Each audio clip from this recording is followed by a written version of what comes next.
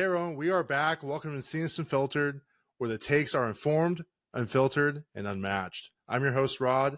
Thank you for coming back, X. This is year 2 on the show, but this is officially year 3 of the show in its entirety. Year 1 was with Bebo. Hey, OG, gotta respect the OG. He's still on the website. He's still on the list. He's still one of our co-hosts, even though he only came on once last year, but he's still there in spirit. So we took a little break, but we've been cooking up some serious heat for the fantasy football community. This season, we are bigger, louder, and sharper, but we'll have exclusive content, hot takes, draft advice, interviews, and much more. And this time, we're not holding back. This year, we're going to be doubling down on everything that you love, which is X-catting out, our bold predictions, our weekly rankings, our sleeper calls, our start and sit debates, and I really want to focus on community engagement this year. I think if we can get more of the community involved in what we're doing, and such as getting online on TikTok or IG Live and kind of spending some days to have you guys ask us questions or to comment what your questions are and we can respond back to you, I think that'll be a lot of fun and a good way to kind of engage with you guys a little bit more. Make sure you're following us on all our socials. It's at Encinas Unfiltered. You can find that on us on TikTok, Instagram, YouTube. On X, it's actually Encinas UF. And don't forget to subscribe wherever you get your podcasts so you can watch the full episodes on YouTube, Spotify, and Apple. But also, if you want to hear the audio, you can check it out directly from our website, and there'll be audio links as well for that. Also, I want to give this moment to have X talk a little bit about the merch. Just give me 1 second to bring up the page because I know he's very excited today about it. That's top quality stuff right there. You want 100% Egyptian cotton like you get on those sheets? That's what you're going to get on those shirts right there. Look at that, dude. You throw that bad boy in the washer, and I'm telling you what, all right? People aren't going to walk around and be like, hey, look, that dude shops at Baby Gap just because he washed it and dried it one time. No, that bad boy is going to stay elastic. You're going to be looking fantastic in that merch. People are going to be looking at you. You know, your wife probably going to get insecure about a whole bunch of things because everybody's going to be looking at you, and that's okay. That's all right. You know what? You don't need her anyways. You're better than that. But what is not better is Gucci compared to these high quality type merchandise right there. You see that? You're a little bit of a patriot inside, but you know, a little afraid to show it out just in case, you know, you want to make sure that ICE doesn't come and pick you up. You wear one of those bad boys and they'll know you are 100% all American right there. And for those of you that are feeling like, you know, a little bit of a confrontation, hey, you walk into a Mexican restaurant with one of those, I bet you $20, they're just going to start speaking Spanish to you. You're not even going to know. You don't even know what they're saying half the time because you've only been to Taco Bell. So this is all big things for you, but it's going to be fantastic. I'm telling you what. And that merchandise, quality stuff. Look at that fold. You're never going to see that at a Walmart. You're never going to see that at a Target. But when it comes to Encinas Unfiltered, boys, we are going to give you top quality type merchandise. Look at that. Just amazing type stuff right there. Temu's got nothing on us. We put Wish out of business with this type of quality right here, boys. So make sure to log on, get yourself some nice merchandise, you know, give it out as a nice gift. People are going to be jealous of the type of merchandise that you're going to give out. We are working, you know, come Christmas time, we might have some wrapping paper for you boys out there just to make sure that, you know, you can give it out there to the people. And everybody knows too. You give that out for a Secret Santa, they're going to know that it was you because you just glow top quality right there, boys. Big stuff. I will say this. We dropped some limited time Encinas Unfiltered merch for year 3. You can go to our website, www.encinasunfiltered.com. You can check it out. So the main reason why we're here, right, is this is fantasy football. This is the Unfiltered Fantasy Football Podcast. So I thought it would be fun, a little bit different to kind of do a draft kit. And it was a lot of fun. There was a lot of bickering. There was a lot of back and forth, which I'm sure you're going to see because X is already fired up and we haven't even started yet. So like I said, we built this draft kit. And we're going to go through it step by step. You may or may not see our videos on the screen. It just really depends on how it looks in post. But it has updated rankings, breakout candidates, busts, sleepers, rookies to watch, bye weeks. And it's all together in one. It's like a 14-page document. Kolby later on is going to add some tier lists as well. So thank you, Kolby, for doing that. So by the time you guys all see it, there'll be tier lists as well. But it's great for if you're a first time player and really you're not sure what to do with fantasy. Like, I really recommend this kit. It's really going to kind of help you break everything down and kind of give you ideas of who to grab and not to grab, because not necessarily taking what the computer is telling you to is really a good approach to fantasy. But and even if you're a vet, honestly, like, I've been playing for 16 years now. This is my 16th season playing fantasy football, and just from making this kit, I learned a lot about how I'm going to approach this year's draft just based on looking at the kit and how it was made. So I definitely recommend checking it out. It'll be on our website and it's completely free. The website wanted us to make the audience pay for it. I'm not going to make you guys pay for this, but definitely check it out and let me know what you guys think in the comments. So let's go straight into this list because this is what we're here for. It's just a kickoff show. So welcome to the 2025 PPR Fantasy Football Draft Kit. Our new slogan, or not new slogan, but something we've collectively decided is we're informed, unfiltered, and unmatched. Raw takes, real talk, sports like you've never heard. So the Unfiltered Fantasy Football Podcast, it'll be coming out every Thursday during the NFL season. We film on Wednesdays, mind you, so that's why it's coming out on Thursday. So if you need to set your lineups or anything beforehand, try to watch it Thursday morning. It'll be out at 6 a.m. Pacific time. You can watch us on YouTube, and you can listen on Spotify and Apple, and you can follow us at Encinas Unfiltered on all social media for any updates, sleeper picks, start and sit advice. Also, we will be posting our money lines and betting for the week as well on our Instagram and Facebook account. So this draft kit is designed for competitive PPR fantasy football players who are looking to gain an edge in this upcoming year's draft. It has play rankings, rookie spotlights, tier-based breakdowns to dominate your 2025 season. So we're only including the quarterback, running back, receiver, and tight end. Usually defense and kickers are kind of picked in the later rounds, and I've seen even some leagues just pick them at the very last 2 rounds of your draft. And for me personally, I think defenses are more matchup based because you can have a really good defense, but if you're going against a really good offense like the Commanders or the Bengals, it's not really going to matter. Your defense isn't going to really do really well. So I kind of just remove those, and every week we will still talk about them on the show. So if you're kind of interested in who maybe you should pick up for the waiver wire or who you want throughout the season, we'll kind of update you as we do our episodes. But specifically for this, we're just focusing on those main positional players that are going to give you the most value in your leagues. So if you want to read more about our shows here, we have our 3 shows that are in our network. You can check that out on the cover page of the draft kit. On the next page, we have our sleeper and bust, the bye week planners. You'll have the bye week for the team for each week of week 5 through week 14. They're on the second page. Also, we have our pro tips and strategy, which I will read just so it's, I'm just going to say it. I think you should draft for value, not name recognition, because I know a lot of people would be like, oh, Patrick Mahomes. Well, maybe they'll think that. Target dual threat quarterbacks, you're going to get rushing yards and passing yards, and rushing touchdowns and passing touchdowns. So those are something to think about. Don't be afraid to reach late in your draft. There's a lot of upside, and sometimes it's better to reach for a player that you want on your team that you're feeling good about rather than waiting until the very end, somebody else grabbing him. And monitor your training camp buzz and preseason usage, because a lot of that preseason usage, especially for some of those later round picks, you're going to see if these guys are going to be receiver 2, receiver 3, maybe they're going to be scout team guys. You're not really sure, especially in those really, really deep leagues where you got 14 teams. You really want to pay attention to that stuff. And specifically, you want to wait to see who makes a team as well. Those are really important. On the next page, we have the rookie watch list. So these are all like the main rookies that we're expecting to kind of have some kind of relevancy in fantasy this year. Obviously, Genty, Cam Ward. I personally threw Shador on there only because I know he's a backup, but depending on how the Cleveland season goes, he could have a lot of value in the mid to late season, maybe specifically in fantasy football playoffs. So I would definitely recommend monitoring his situation.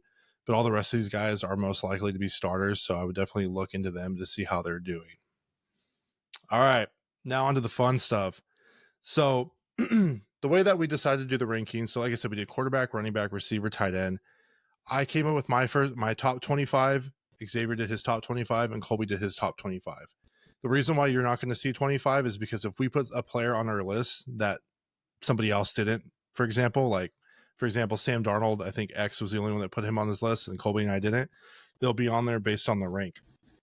And basically, what it says NR, that means that we didn't rank them, so it'll be not ranked. And that value was put in as 26. So when you do the average, that's where that value is coming from. If you want to see specifically like how I ranked my quarterbacks versus what Kolby did versus what X did, it's all on this list here. So someone might be like, hey, I don't really like Rod's advice. I like X's advice. Like last year he thought CJ was going to be the number one quarterback. Hey, someone probably went with him rather than believing me. And, it is what it is. That's how it is. And then, we all have different opinions. But at the end of the day, he's always got an opinion on that. But I got it. I got it. A lot of you didn't rank him this year, his starts and sits didn't go very well either. It's all good. Don't let him fool you there, people. We all know. We're talking about rankings here. We're not even starting sits yet. Okay, true we're talking fans about rankings. know. All right. So the average rank is the three of us. So we might not necessarily agree with how these rankings came out, but this is the average. So this is what we are perceiving based on what we averaged them out to be. So for quarterbacks, we got Lamar Jackson, which across the board, I think we all agreed. Lamar Jackson, he was the number one fantasy quarterback last year. And we anticipate him being the number one fantasy quarterback this year. He can run the ball. He has great receivers. He's probably going to do fairly well.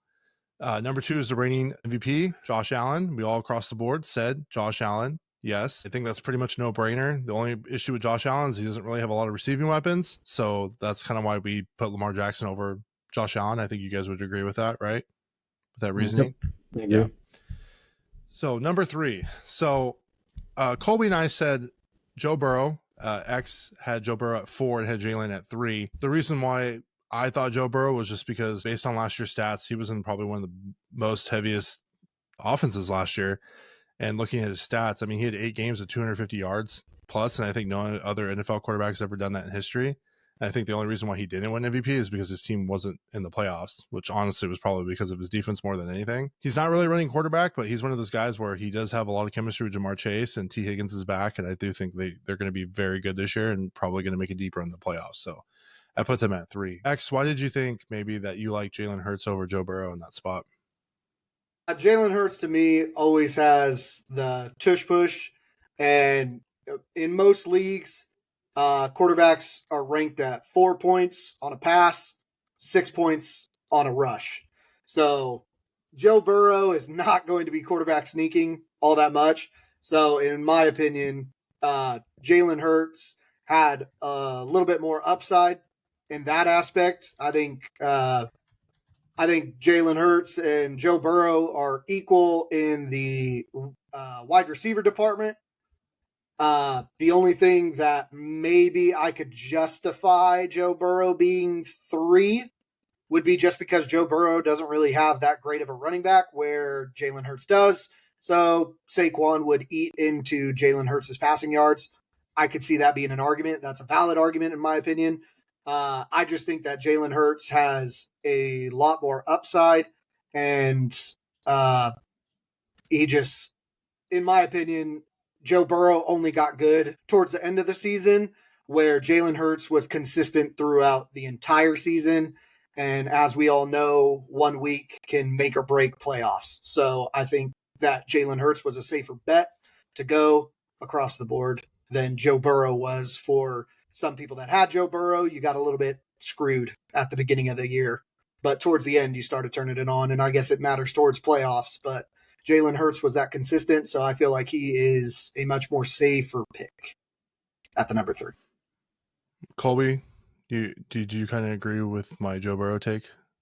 Oh yeah, I completely agree. And kind of piggybacking for Jalen Hurts. So for my rankings, I did a lot of projection, a lot of just looking at different stats from last year, off-season trades, draft, rookies, things like that.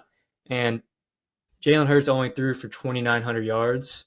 And so I projected him to throw around 29 to 3,000 yards and even score the same amount of touchdowns. He had 18 or 14 rushing touchdowns, and he had 18 throwing touchdowns. So I have him around 20 throwing and, again, about 14 or 15 rushing. And he's still fallen to 7 fantasy point-wise. Talent-wise, he's definitely way higher than 7, I think, in QB. But just for fantasy, Saquon just takes him away. And I just think the reigning Super Bowl champs, they're going to do exactly. They're going to try to copy and paste this next year. So, yeah, Sure. I mean, I agree with that too. I think that's why, because Jalen finished 8 last year in QB fantasy points. So I kind of used a lot of last year's stats. Obviously, you got to account for, different changes, like, Detroit lost Ben Johnson, right? That's going to still be a blow. So I tried to factor in some of those things as well. Just for me, I really liked what the Bengals were doing at the end of the season, and I do think I see them kind of doing that again next year. They always start off slow, so that's something to realize. They usually go like 1-1, 0-2 since Joe Burrow's been there, but I kind of felt comfortable putting him at 3, so that's why I did. So next we have Jaden Daniels. So Kolby actually had Jaden at 4, and X and I had him at 5. Do you want to talk about why you had him at 5 instead of 4? I am in the fear of CJ Stroud, and I think that that's going to happen with Jaden Daniels. I think, in my opinion, CJ Stroud had a much better receiving core when he went into his sophomore year, much better than Jaden Daniels, and CJ Stroud still wasn't able to make it happen. Granted, that's more on the individual than it is the team as a whole. So I recognize that, but history has a good way of kind of repeating itself sometimes if you don't remember it. So, not to say that Jaden Daniels is not a good quarterback by any means, because we all know he is, but sophomore years are are too questionable for me when fantasy already is a giant big question due to injuries, and I don't think that you should be taking that type of risk, in my opinion. Okay. Well, I'll just talk for me before I let it go to Kolby. A lot of my projections were based on last year. Baker Mayfield finished number 4 last year in fantasy, and he was missing Godwin, and he was using backup receivers and backup tight ends. Kate Otten had a hell of a year once everyone went down. So I know Mike Evans barely squeaked out that 1,000-yard receiving season. But to me, with everyone coming back healthy, I just had a lot of confidence. He's not really a running quarterback, but he slings the ball. He had 4,500 yards last year. And it's a big offense, right? He's either going to throw bombs and score touchdowns or throw interceptions. He's number one Johnny. He's like a Johnny Manziel who should what Johnny Manziel should have been, if that makes sense. Not like Jameis Winston where he throws picks all the time. But with that being said, yeah, for me, I like Baker at 4, but I'm not going to complain about Jaden. Jaden has a lot of rushing upside, and I think Jaden, he did get a upgrade in receiver. Obviously, pay attention to see if Scary Terry's still going to be there, because I know they're having contract disputes. But they did get Debo. You know, Debo is looking a little big. He's always looking a little big, but I guess he's working out. I don't know. There's a lot. I try to get that out of my head as a Niners fan. But they should be a little bit better. They should be fine. There is risk, obviously, like what X is talking about with CJ Stroud. But I just think Jaden is more talented than CJ, if that makes sense, because he can use both running and throwing, and CJ doesn't throw bombs like Jaden does. So I think he'll be okay. But I can definitely see your reasoning for kind of having a more cautious approach, right? So Jalen, we already talked about Jalen. We had Jalen at 5. X explained his reasons why. For us, I just, we already explained to it, so we can move on from that. So Baker Mayfield, I had him at 4. X had him at 8. Kolby had him at 5. I think I already talked about how I think he had big boom potential. So that's kind of like where I was at with him. X, what were your concerns with Baker Mayfield?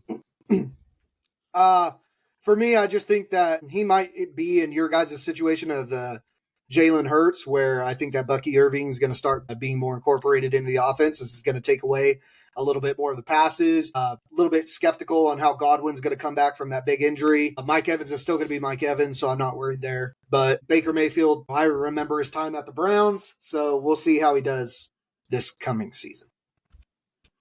All right. 7, we got Jared Goff. I had him at 7. X had him at 6. Kolby had him at 10. Kolby, do you want to explain why you had him at 10? I have him at 10 because he doesn't rush. He's not mobile. I think the 9 guys I ranked above him have more potential to score more points. I know there's a few. Let's see. So between Dak and Jared Goff is a 10-point fantasy difference I've projected. So it takes Jared Goff getting 1 rushing touchdown to maybe throw him back up into 7, 8. But he hasn't really ran a touchdown. He caught one last year on some trick play, but I just don't see him really rushing. There's no point. You have Dave Montgomery and Gibbs. Give them the ball, let them do that. Yeah. So that's why I kind of ranked him 10. And he's been top 10 the last 3 years. He's the only one of 3, which I think the other 2 are Lamar and Josh Allen, possibly. The only 3 that finished top 10 the last 3 years. So he's there in the top 10 spot. I don't think. I think he'll finish higher, but that kind of depends on how they do without Ben Johnson. Okay. So yeah. So at number 8, we had Dak. So X and I had him at 10 and 9. Kolby had him at 6. Yep. Kolby, do you want to talk about your team and why you think the ever so riddled, injury riddled Dak Prescott is gonna do well this year? So I have to say, everything that I ranked is going off the best possible outcome. And then obviously if someone gets hurt or, someone gets fired, that's going to adjust the weekly rankings. But as of now, everything goes perfectly. This is what I believe will happen. But Dak Prescott, I really could not use 2024 stats or anything he did in 2024 just because he was injured, the new coaching change, things like that. So looking at his 2023, I think he's going to do great. In 2023, he threw 4,300 yards. So I'd say he's going to throw somewhere around there. He threw over 30 touchdowns with Pickens and CD, both sides. I mean, they're going to pick them apart. They either got double CD and leave Pickens one-on-one, or they got to play them both one-on-one, and one of them is going to get open. Then you have Jake Ferguson coming back. He was injured a little bit last year too. And hopefully Javonte Williams will get the run game going to where they can throw a little play action, but I'm trying to stay positive about that. Wish they would have spent some draft capital on a running back that they could develop and get really cheap. But yeah, I'm hoping Dak Prescott slings it like he did in the end of 2023 where everyone was freaking out. But getting him off waivers, trying to trade for him because they knew he was just that guy at the end of the season. And I'm just excited to see if he keeps doing it. Hopefully he stays healthy. I just want to throw a little something in here into this real quick. We're also still looking for a delusional Cowboys fan. I don't really think Kolby's really quite there yet. I know our boy Angel is pretty delusional, but I will kind of use something that he said. Dak has every other year. Dak is very good. So that was Angel's reasoning behind why he thinks Dak's going to do good this year. I think eventually injuries are going to catch up to a player, and I think eventually that's not going to be the case. You guys have no run game. Let's just call it what it is. Let's not be delusional. Yeah. But I also want to say you were also potentially looking for a new team. So let's not just, let that bygone be bygone here. All right. Yeah, give him another chance.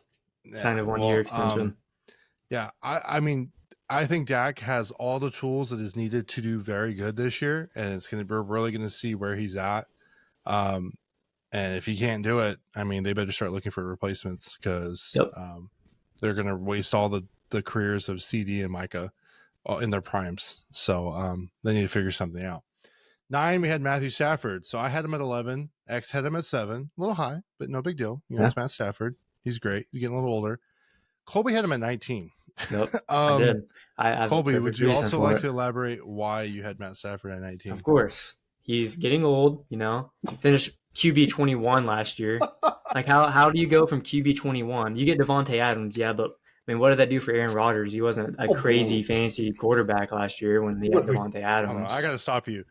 Are you taking Matthew Stafford right now, or are you taking Aaron Rodgers right now? I'm going to take Matthew Stafford over Aaron Rodgers. Okay, continue. I just wanted to make that point. Okay. Got Kyron now. And, again, I did projections on everything. I even have him throwing for 4,000 yards. And, 30 touchdowns. 0 rushing touchdowns, 0 rushing yards. But everyone above him has similar projections for yards. But some of those are able to have those rushing touchdowns. So it just shows the importance of the rushing touchdown. And the point difference of the projections between Matthew Stafford and even Caleb Williams, Trevor Lawrence from 14-15, it's only a 14, 13, 16-point difference. So literally if Matthew Stafford just runs in a ball once or twice for a rushing touchdown, his points would go up. But just based off projections with yardage and other people being able to run the ball in, I just had to put him at 19. There's nothing else. Couldn't do it. I gave him a two ranking up from his end of the season last year. So I think he'd be proud. A madman. Yeah, I think with the addition of Devontae Adams, they're going to be a very potent offense. 100%. Puka is going to get some of his touches taken away. Cooper Kupp was always dealing with injuries. I agree. He's gone the now. The only thing, he was QB1 last year. I know Puka Kupp was a little injured. He still threw for 3,720. Oh, and he ran for 41 yards, and he's still QB 21.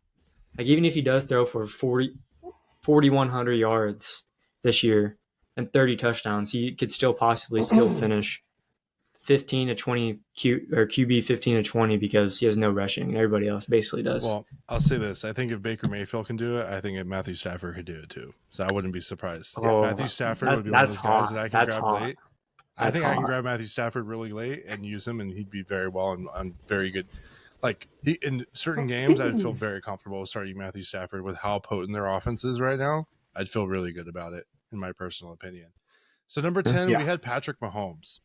So this is weird because like I had him at 8, had him at 18, and Yeah. Kolby had him at 12. So Kolby and I were a little more closer on that ranking, but X had him all the way down to Yeah. 18. Mind you, the next 3 quarterbacks were all averaged about the same. So Excel kind of just did its thing. So we basically are saying that Mahomes, McCarthy, and Herbert are going to all have about the same season. X, do you kind of want to talk about why you had him at 18? Patrick Mahomes is a great NFL quarterback, absolute garbage fantasy quarterback, because he just doesn't have the receivers. I don't care what you say. You put Rashee Rice on any other team, just as I said last year, still the same this year. And now not only that is he going to get suspended some games, but you put him on another team, bro, he is not a number one. He's just a number one right now because he's better than all these other practice squatters that Patrick Mahomes has to use. So until Patrick Mahomes gets a true number one, Patrick Mahomes will never be fantasy football relevant at all. He'll be better than your Bo Nix or Kyle Murray's, but he's not relevant. He's not in fantasy football. Well, I would argue Kyler Murray and Bo Nix both finished higher than him last year. So then why are you boys ranking them higher? What are we doing? I think for me, it's more of like Patrick Mahomes had a really bad year last year, and it was probably one of his worst. Whether that Also, was He had it because the year before too.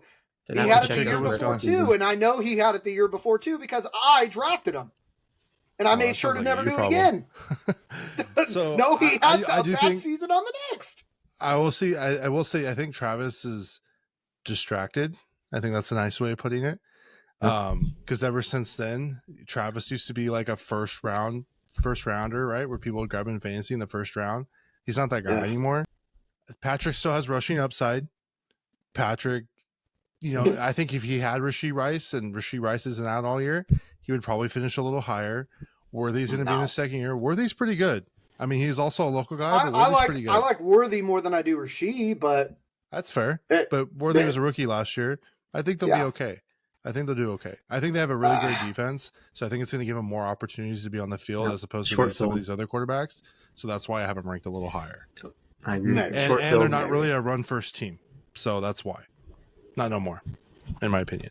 Compared, since we're on the topic, like JJ McCarthy, or not even really JJ, but more like Justin Herbert. Justin Herbert is in a run-first offense, and I think that's going to affect him a little bit. But I'm jumping ahead here. So 11, we have JJ McCarthy. The only crazy projection was Kolby had him at 16. I completely understand. We don't really know what he has. He got hurt last year, his rookie year. He has a great team around him. Sam Darnold was able to do it, but Sam Darnold's a veteran. JJ, in my personal opinion, is a rookie all over again. He hasn't really played a game in the NFL quite yet. So we'll see what happens, but he has the line and the receivers and the team to do it. So I think he's going to be in a pretty good position. Next, we have Justin Herbert. Kolby has him really high at 8. I have him at 13. X has him at 17. You want to say something, Kolby? Yeah. I mean, based off our conversations a little bit earlier, I do see possibly that he could be a little higher for me just because they are in a run-first offense. But I'm also thinking, they're unlocking the lad. They unlocked him the last half of the season last year, and if he starts going off, everybody's gonna start double teaming him or really looking his way, and maybe someone, I don't know, Quinton Johnson, maybe not. Probably not, but someone could arise on the other side to where he can keep slinging the ball. Running backs can get him down there and throw some touchdowns. But yeah, he might be a little higher, but right now I have him at 8 just because he's a good player. He can throw the ball a lot and hopefully throw a lot of touchdowns. Yeah, and I think the issue is I like Justin Herbert. I think he's a great quarterback, but in a Jim Harbaugh offense, what you've noticed is he loves to run the ball. Yeah. And I think that's going to kind of limit him because Justin Herbert didn't really rank very high last year in fantasy, from what I remember. So that's kind of why I have him where I have him. Next is Bo Nix. I think X had the biggest off at 19. I had him at 9. Kolby had him at 11. Bo Nix finished 1, 2, 3, 4, 5, 6, 7 last year. Considering he was a rookie and really picked it up in the last half of the season, I could see him finishing higher than where we have him at 13. He could probably be top 5 depending on how his season goes, just based on his last half of the season leading into playoffs. So he's definitely somebody to look out for. Kyler, X and I had him at 15. Kolby had him at 9. You know, I don't really know what his obsession is with Kyler Murray. I'm not really a big fan of him personally. Call of Duty will be dropping this year, so I would say be aware that Kyler Murray may not do so hot, because whenever Call of Duty comes out, his stats drop quite significantly, and you can go look that up. That is not a lie. 15, we have Caleb. We all kind of ranked him about there. I think that's fair. We don't really know what's going on with Ben Johnson and then offense, how long it's going to take him to get used to it. But he's definitely somebody I would definitely take a late flyer on, or kind of monitor. Then we got Jordan Love. I had him at 17. X had him at 11. Kolby had him at 17. We got Trevor Lawrence. Trevor Lawrence, I think, will be primed for a bigger year this year. He got hurt last year. Travis Hunter's going to be there. Brian Thomas did great with Mac Jones, of all players. So I really think I like what they have going there. The running back situation is a little weird with the emergence of Tank Bigsby, but either way, Trevor should have a better year, and as opposed to some of the his earlier years. Next, we have Geno. So X had him at 12. I think that was the biggest thing. Do you want to talk about Geno? Geno Smith for me, dude, he's Mr. Reliable. He is the safe option at quarterback. He is the Amon-Ra's of quarterbacks. He's safe. If the rest of your team is stacked and you just need a quarterback, Geno Smith is your guy. He's not going to throw a game for you. You're pretty average and consistent on the points that he gets. He's never really given you single digits. He's always going to give you double digits. You know, to me, he is the safe option at quarterback. If you want to stack up your team and pick up a quarterback in the late round because everybody overlooks him, I think he is perfect. I like him. Personally, me. Are you concerned with Pete Carroll's run-first offense? And No. The reason why I'm not, and I think the one thing that is overlooked the most, is that Geno Smith has played for Pete Carroll. So he already knows the offense. The offense isn't going to be any different. The play calling isn't going to be different. Geno Smith didn't thrive until he got with Pete Carroll. Geno Smith will once again thrive with Pete Carroll, which is why Pete Carroll was so adamant once he got there and told them, I want Geno Smith. Because nobody else in the league was going to trade for Geno Smith. Nobody. But Pete Carroll knows that Geno Smith is going to do and be exactly what I said, consistent. He knows exactly what he's getting, and that's what you want. And right now, with the team that they have, with Brock Bowers emerging, you're going to watch Jacoby Myers. Jacoby Myers, when Mac Jones was playing consistent with the Patriots, he was a good wide receiver, and we're going to see a lot of good things, I think, come out. And that whole division is just riddled with Hall of Fame coaches, so expect that to be big. All right. Next, we got Tua. So I had Tua ranked really low at 23. X had him at 13, and Kolby had him at 18. So I could just talk about why I did. I don't trust Tua because he's one flick away from his NFL career being over, and his whole team kind of like last year where they were just absolutely decimated when he wasn't there. So I think because of his big injury concerns, I personally myself don't feel comfortable drafting him just because there's so many question marks. And he hasn't really, when he's played, he hasn't really, like last year, he didn't really do anything a whole lot, if that makes sense. Tyreek had a down year. Jalen Waddle had a down year. A-Chain benefited the most with Tua being there. But I just didn't really feel comfortable with him, so that's why I had him there. At 20, we have Brock Purdy.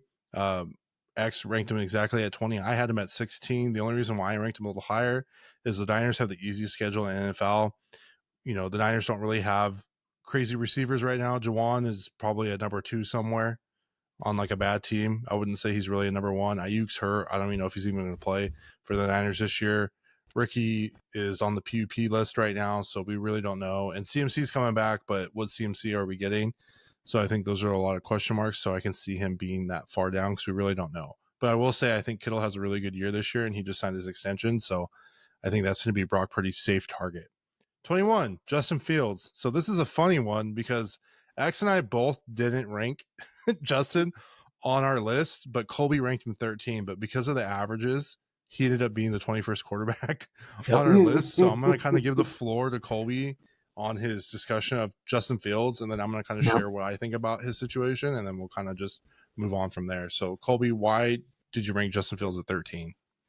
1, he can run the ball. He loves running the ball. We saw it in the Bears. Everybody in 2023 or 2022 it was. Everybody's picking him up now because he can run the ball. Started emerging. He had no weapons in Chicago. He goes to the Jets. He has Garrett Wilson. He has Braylon Allen. He has Brees Hall. They're going to allow the run so he can do some play action. And he has a pretty easy schedule, probably one of the easiest quarterback schedules overall. I know he does play the Steelers, plays the Bills in the first couple games. Even That does not sound easy at all.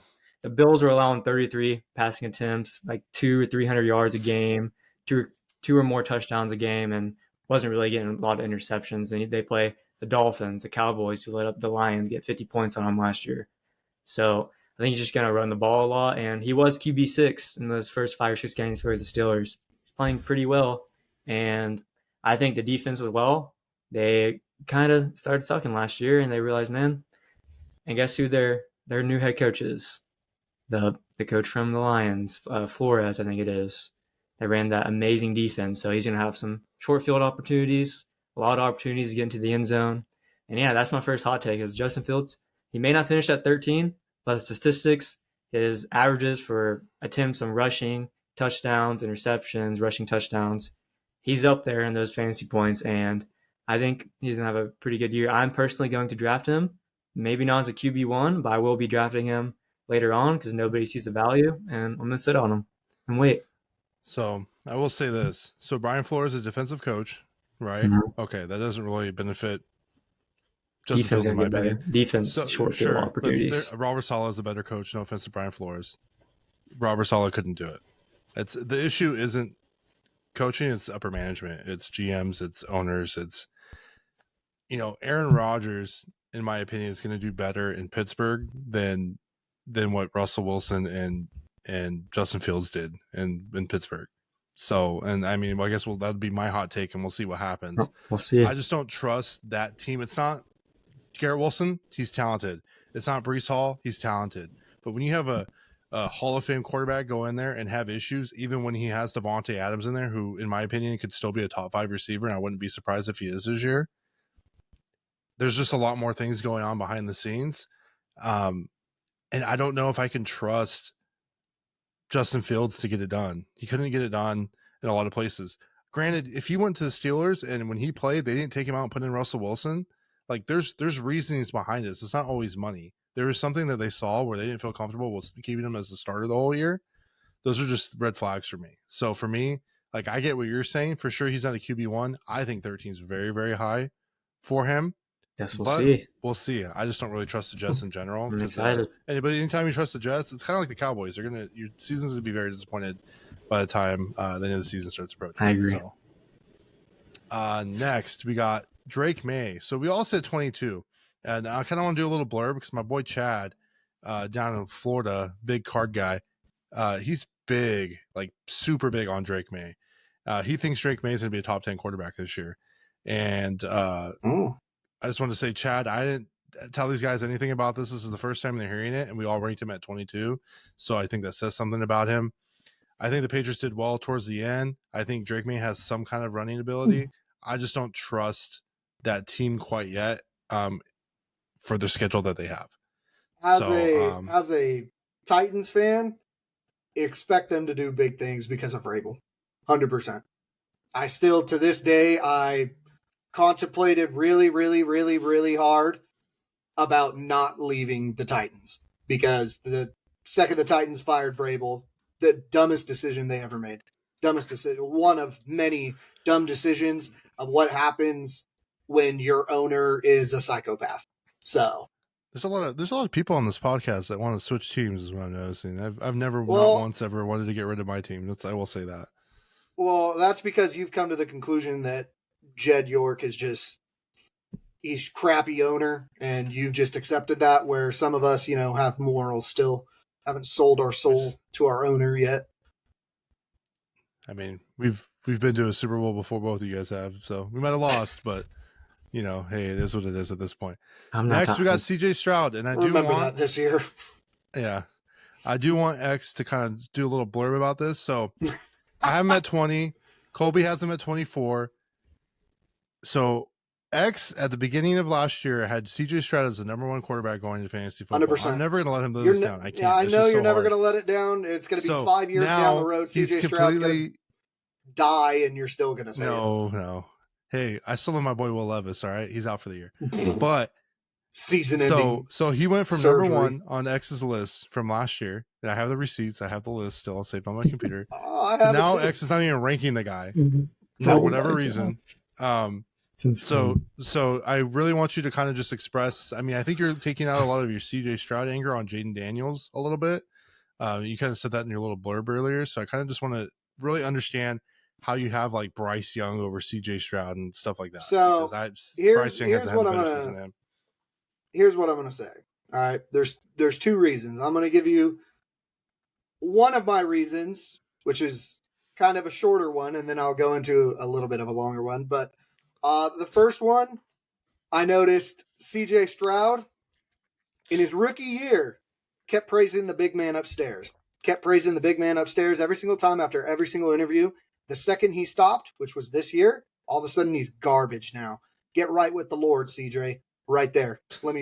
That's number one. Number two, if you couldn't do it with Stephon Diggs, Nico Collins, Tank Dell, and Joe Mixon in the backfield in a line that was good enough to give you the time that you needed to go through your progressions, son, that's just all you. Like, you really need to reevaluate and let that be a lesson to everybody who watches football that if you have a solid year of film on somebody, that's what happens. People will figure you out. And CJ Stroud has earned himself off my rankings because if he couldn't do it with that amazing cast of wide receivers next to him, then I got no left for you, brother. You're going to have to figure it out. And once he figures it out and, hope that boy gets right with the Lord again and figures it out. Oh, Kolby, you all right, dude? You good, bro? I was spasming off for your CJ Stroud take. Jesus Christ, dude. Yeah, I'm telling you, dude.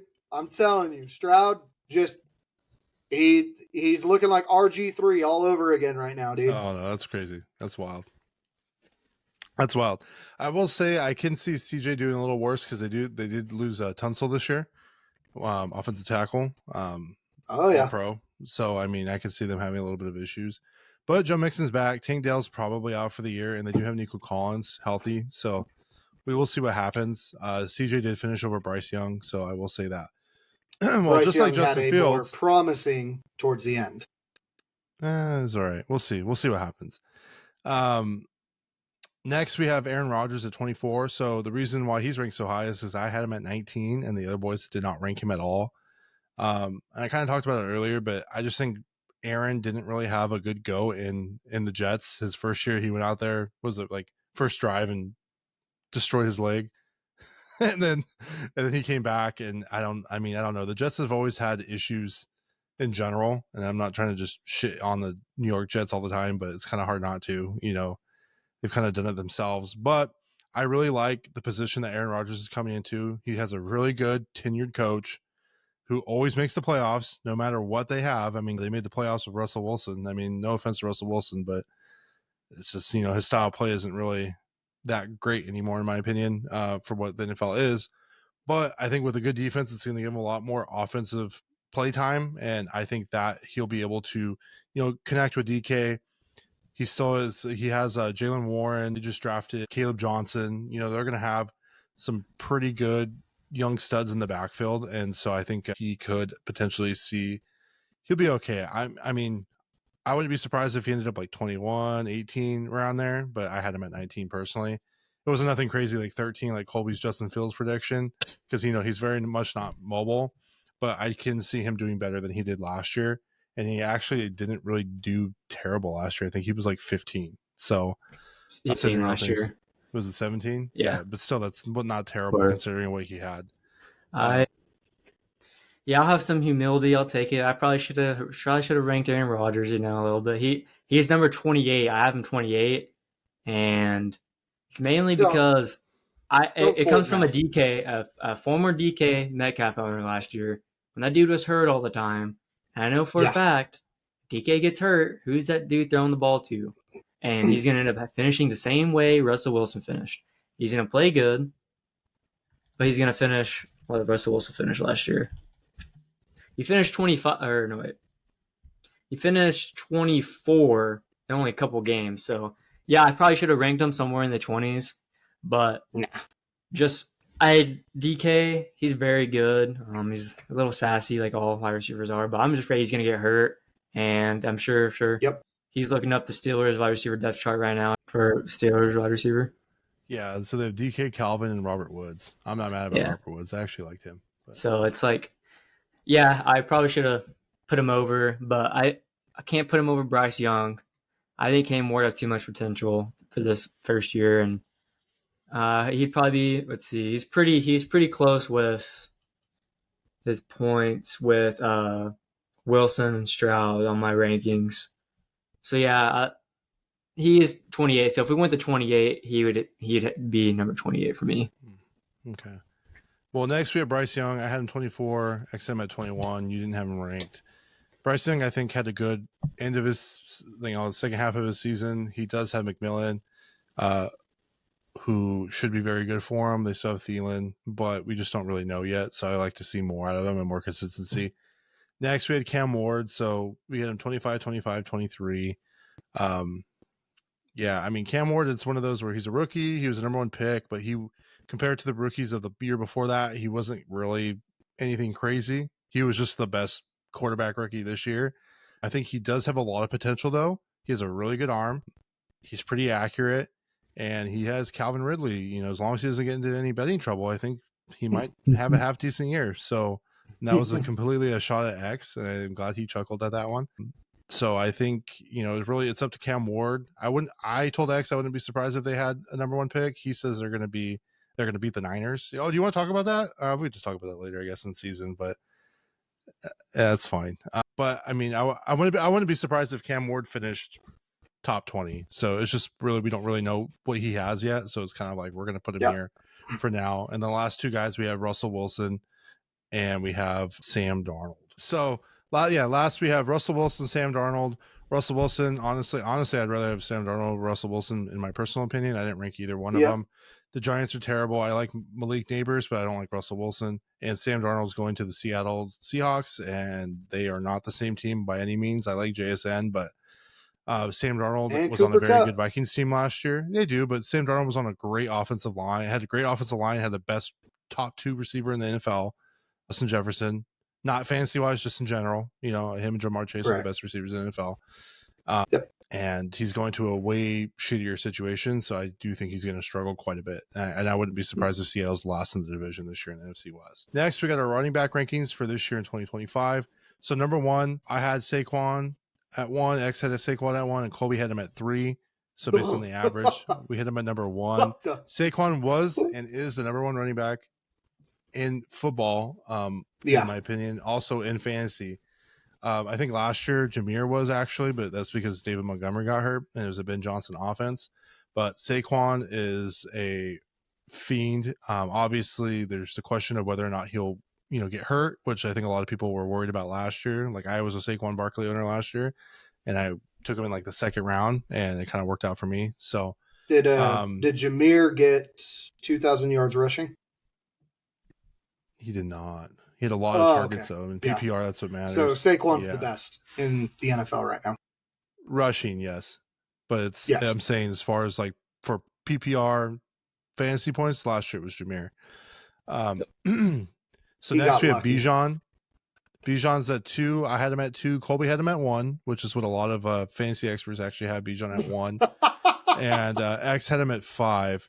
So for me, Bijan, it has a lot of opportunities. Tyler Algier kind of finally stuck, like from Bijan's rookie year, him and Algier were splitting, and Bijan kind of overtook that role. I've always been against drafting high on rookie running backs, but once Bijan and Gibbs kind of entered the picture, especially the second half of their rookie season, I kind of seen, okay, maybe this is something. And especially that they have a short kind of span of their NFL careers, it seems like.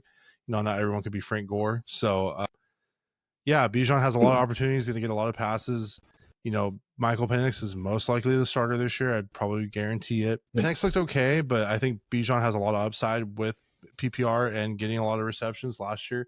He had 61 receptions, which was like third highest, I believe.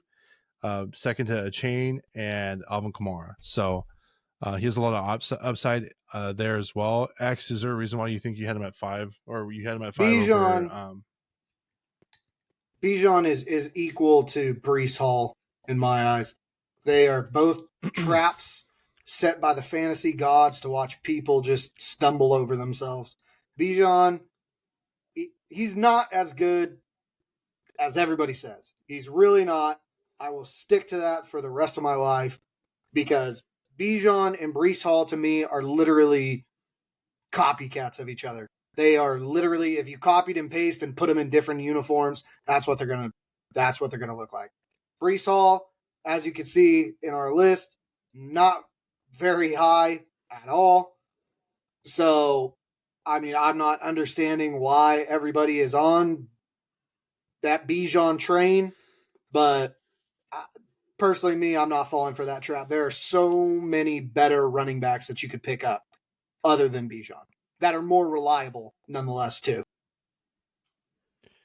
Yeah, I think I see where you're coming from. Like I see like okay, you have Derrick Henry at 2, which we'll get to. Oh yeah. I think it's more of like when you rank him for PPR, it's like because of how many receptions he gets and the fact that he is the every down back. I understand. I think that's Yeah, why I get it. people are expecting him to do really well. And I think he's going to be Michael Penix's safety net because call a spade a spade. We didn't even rank Michael Penix on our quarterback list to kind of tell you how we think about him. He didn't do great. The Falcons won their last 3 games, I think, or no, they didn't win, but he did well in the 3 games that he played. Yeah. Right. But he didn't Michael Penix himself didn't look like this. He didn't look like Jaden Daniels, right? It wasn't like this crazy, quarterback that's going to just take over and be the guy. So I think Bijan being that safety net for him, Bijan's going to have a lot of opportunity for rushing and receiving touchdowns. So I think that's why everyone on many networks is expecting him to be number 1. I personally also think it would be Saquon still, just based on volume. 3, we have Jahmyr Gibbs. So we all kind of across the board kind of had him about the same. Even though he does split carries with David Montgomery did get hurt last year, but Jahmyr Gibbs has kind of emerged as that starting running back. So I think people should feel pretty safe of that offense. The only thing I would say is kind of pay attention because Ben Johnson's not there no more. So it'll be interesting to see if they still implement that same style of offense, considering he is on a division rival that they're going to play twice a year. So that would be really interesting to see if they keep the same kind of offense. 4 is Derrick Henry. So I had him at 4. Kolby had him 6. X had him at 2, and I know X Before X wants goes, I have to state my case because very short. Before X goes, go ahead. All right. So for my projections, off of last year and off of just the Ravens, they're going to keep doing what they're doing. All right, but Bijan, Gibbs, and even Achane have 20 to 30 more receptions a year than Derrick Henry, and hundreds of more reception yards. And yes, I truly believe that Saquon and Derrick Henry are 1A, 1B when it comes to some of the top running backs in the NFL. Talent-wise and their team, like if I had to choose between Saquon or Achane to run the ball in the Super Bowl for my team, I'm taking Saquon, obviously 100%. But when it comes to like PPR, catching, receptions, especially with Achane being able, Tua is healthy all 17 games, he's going to have a very good year, all those receptions, touchdowns. But I just had to put that out there that the difference between, Derrick Henry and Gibbs is only 17 points, and Achane has 20 more receptions rejected to him.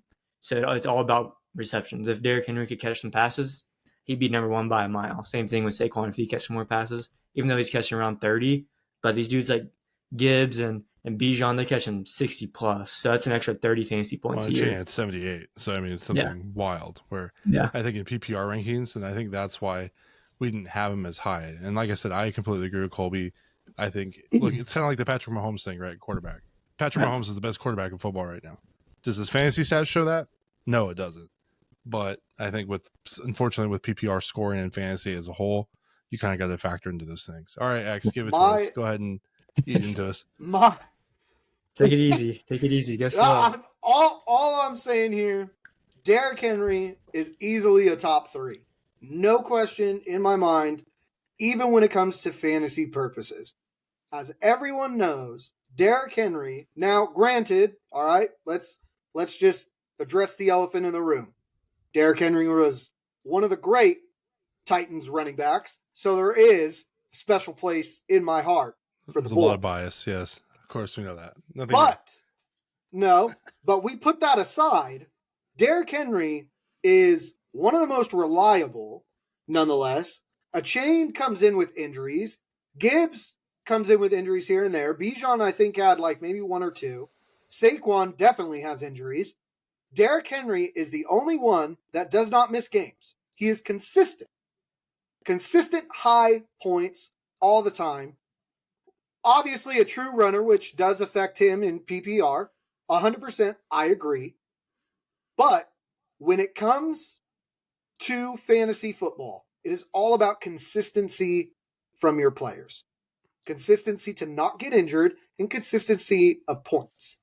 Derrick Henry, I am easily going to take Derrick Henry over Bijan for sure. Gibbs, they're about tied. So that's why I think that Saquon and Jameer and Derrick should be in the top three.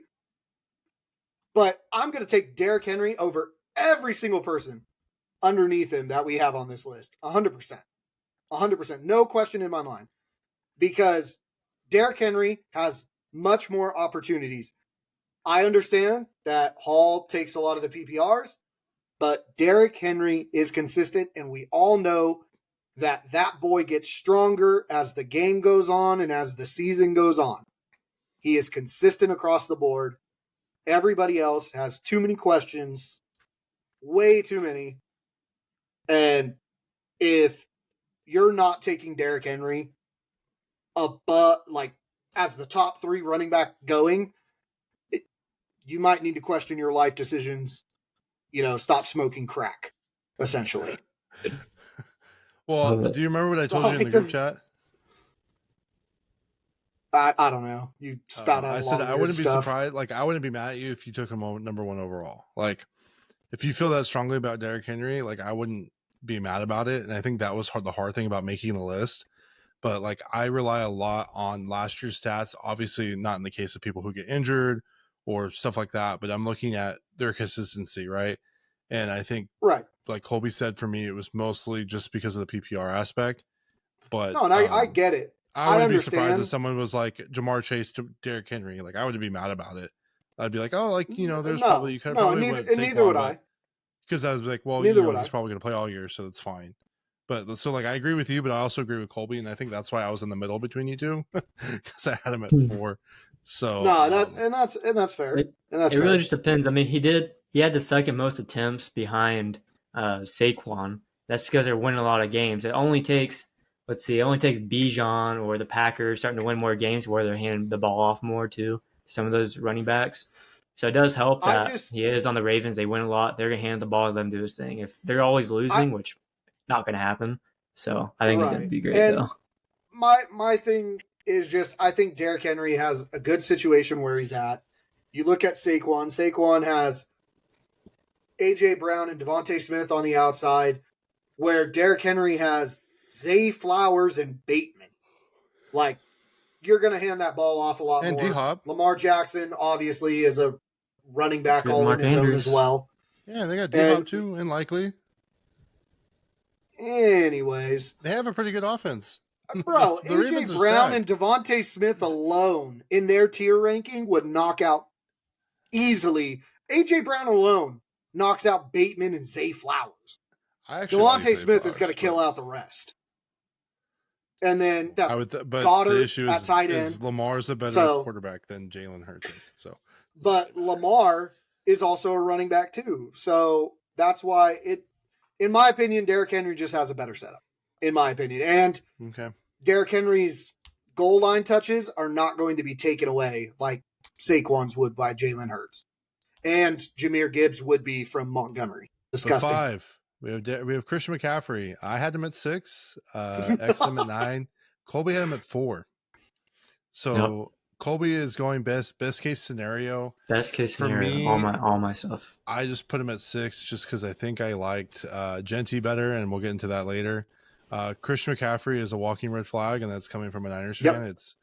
He's great, and if he can be healthy all season, he's probably the best running back in football. But unfortunately, That's why he's he number 9. usually is not. Yeah, he usually isn't. So I don't really think there's really much tangents we need to go on about this. I think it's pretty straightforward.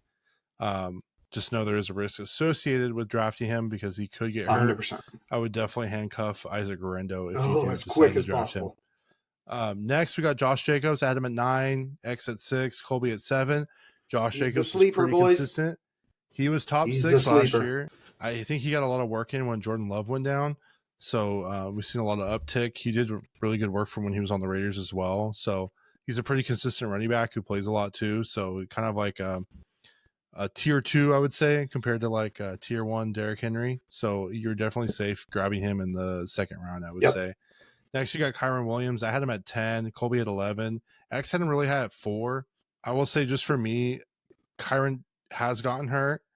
And Kyron, their offense is geared towards throwing the ball right now with Devontae, Puka, Higbee. See, and that's where you boys confuse me because Kyron Williams should be a PPR machine.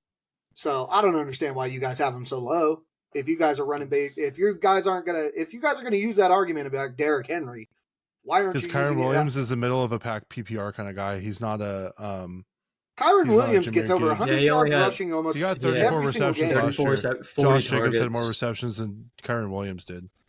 And he only had 12. Joe Mixon had more receptions than Kyron Williams did. So that's Joe why. Mixon Irving would. And Kyron Williams might be splitting with Blake Corum. Now Blake Corum's in the second year. Just stuff that's been coming into camp because they drafted him really high. So remember, I think that Blake Corum is just there just in case Kyron goes down. Blake Corum's a great running back. He was a really good running back. I would take Kyron Williams. 100%. I'm just saying that I just think that's why we ranked him where we ranked him. Next, we got Jonathan Taylor. I had him at 8, and that's where he was ranked. X at 10, Kolby at 12. Jonathan Taylor is a great rushing running back. He doesn't really catch a whole lot. He only had 18 receptions, so that's kind of why he's lower because he used to be like a number 1, number 2 running back every year. Their quarterback situation is terrible. We didn't even rank their quarterback, which is either AR or Daniel Jones, but it doesn't really matter. And Jonathan Taylor is hurt quite a bit. So because of that, I think that is why he's ranked a little lower. I just want you to know that I spoke from the future when I said when everybody kept drafting Jonathan Taylor over Derrick Henry, that Derrick Henry was the better running back. I'm just saying. I just wanted to note that real quick. Well, you also made a call on AR like before anybody else did. So yeah. When it comes to Colts players, I know what I'm talking about. Next, we got James Cook. I had him at 12.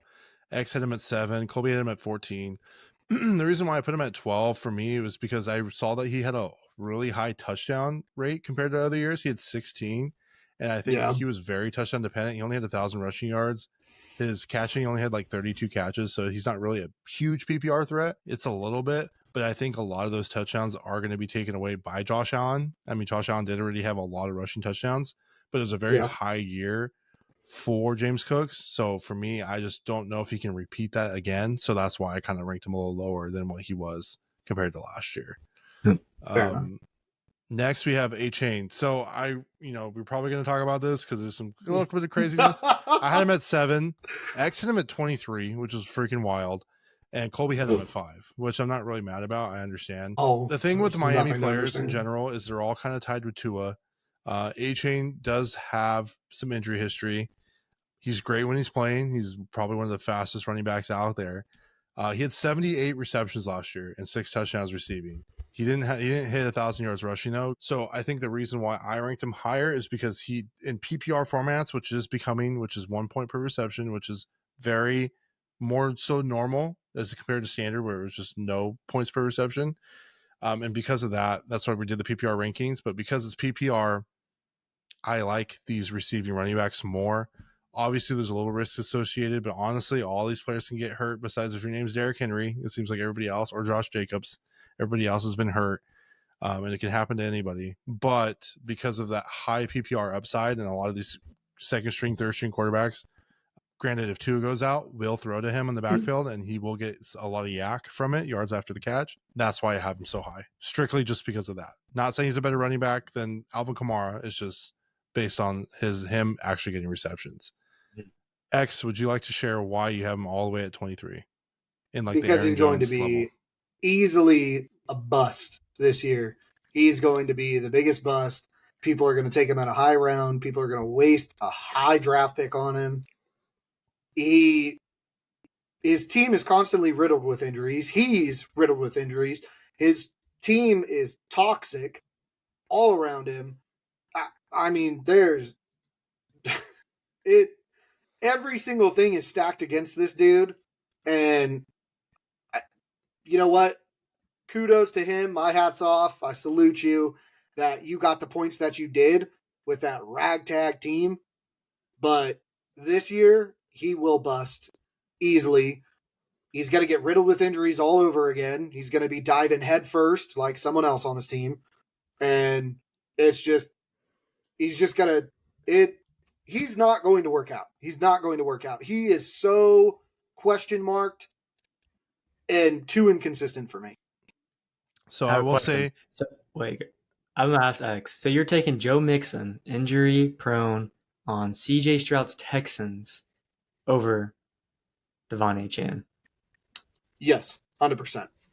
Man, 100%. that's Okay. crazy. I trust Joe Mixon more than I do Achane. I will say this: 100%. Achane has only missed 6 games his rookie year. Okay, he missed 6 games. He played 11 last year. He didn't miss any. Felt like he did it sometimes because he didn't really do so hot. But he played all 17 games last year. So, and that right there is my problem. Right there. Because you want consistency at your position, and he could have been the reason of why you lost some weeks and got knocked out of the playoffs. Okay, I agree. All about Without Tua, boys. he was sometimes bad, but in 2023, when Tua did play the whole entire season, he led the whole entire league, 7.8 yards per carry. Last time that someone done that was in 1934. Bears rookie running back. I did a little research because I was just curious about it. Not a boy, but here's my problem. Yep. The fact he when scored your running back has to 170 depend, points as a receiver last year alone. Your running Just back receiving has to points, depend 170 points. on somebody else. Without Tua. That's without Tua, he'd be a running back 9 without Tua. I think if Tua stays healthy, which I'm hoping he does, because I'm not trying to say someone to get injured, but Tua stays healthy. 100%. I mean, 100%, like at least top 10, but top 5, even running back 1 potential if Tua can stay healthy. Only like proved my point everybody's to show tied to Tua. Too many question marks. Let's just agree to disagree and move on. This is a we'll list. See as the season goes on, dude. We're supposed to be united. This is the average, whether we like it or not. This is the average. We can talk about it. We can talk about it. That's good average. All right. Next, we got Alvin Kamara. I had him at 13. X had him at 8. Kolby had him at 15. Alvin Kamara is PPR. He has 68 receptions. My only reason to be cautious is he has no quarterback. He has Shuck, who's probably going to be the starting quarterback now. I don't really see a Rattler or Hayner really doing anything for him. Didn't really do anything for that team in general. So Shuck's probably going to be the starting quarterback. And honestly, that's better for Alvin because Shuck can throw the ball. So we'll see what can happen. But just because of all the question marks, I kind of had him lower than I did in years past. Next, we have Bucky Irving. I had him at 11, X 17, Kolby 10. Bucky got the lead role from Rachaad White probably like midway through the season and kind of ran with it. But there is still going to be some sort of splitting. I was looking at the games. Rachaad White was still active, and in some games he actually got the biggest snap share, believe it or not. So those are the only things that I'm concerned about Bucky. Is he a great running back? Yes, but just kind of be aware that he is still splitting time. And he is in like a semi-committee. It's not a 3-back committee, but like a 2. Like it happens. So I mean, a lot of teams these days are doing it. So didn't Liam Cohen just leave too? Was he their offensive coordinator? I'm not 100% sure. Last year, I don't remember. I know he's at the Jags now. So yeah, but I mean, that's just why we have him there. Just be aware that some of these guys are splitting. So that's why some of us might have him lower than others. Next is Genty. So I had Genty at 5. X put him at 24. Another big discrepancy. And Kolby had him at 9. So I ranked him so high personally, and I'm only going to do a couple more of these guys where it's kind of like why we ranked him high.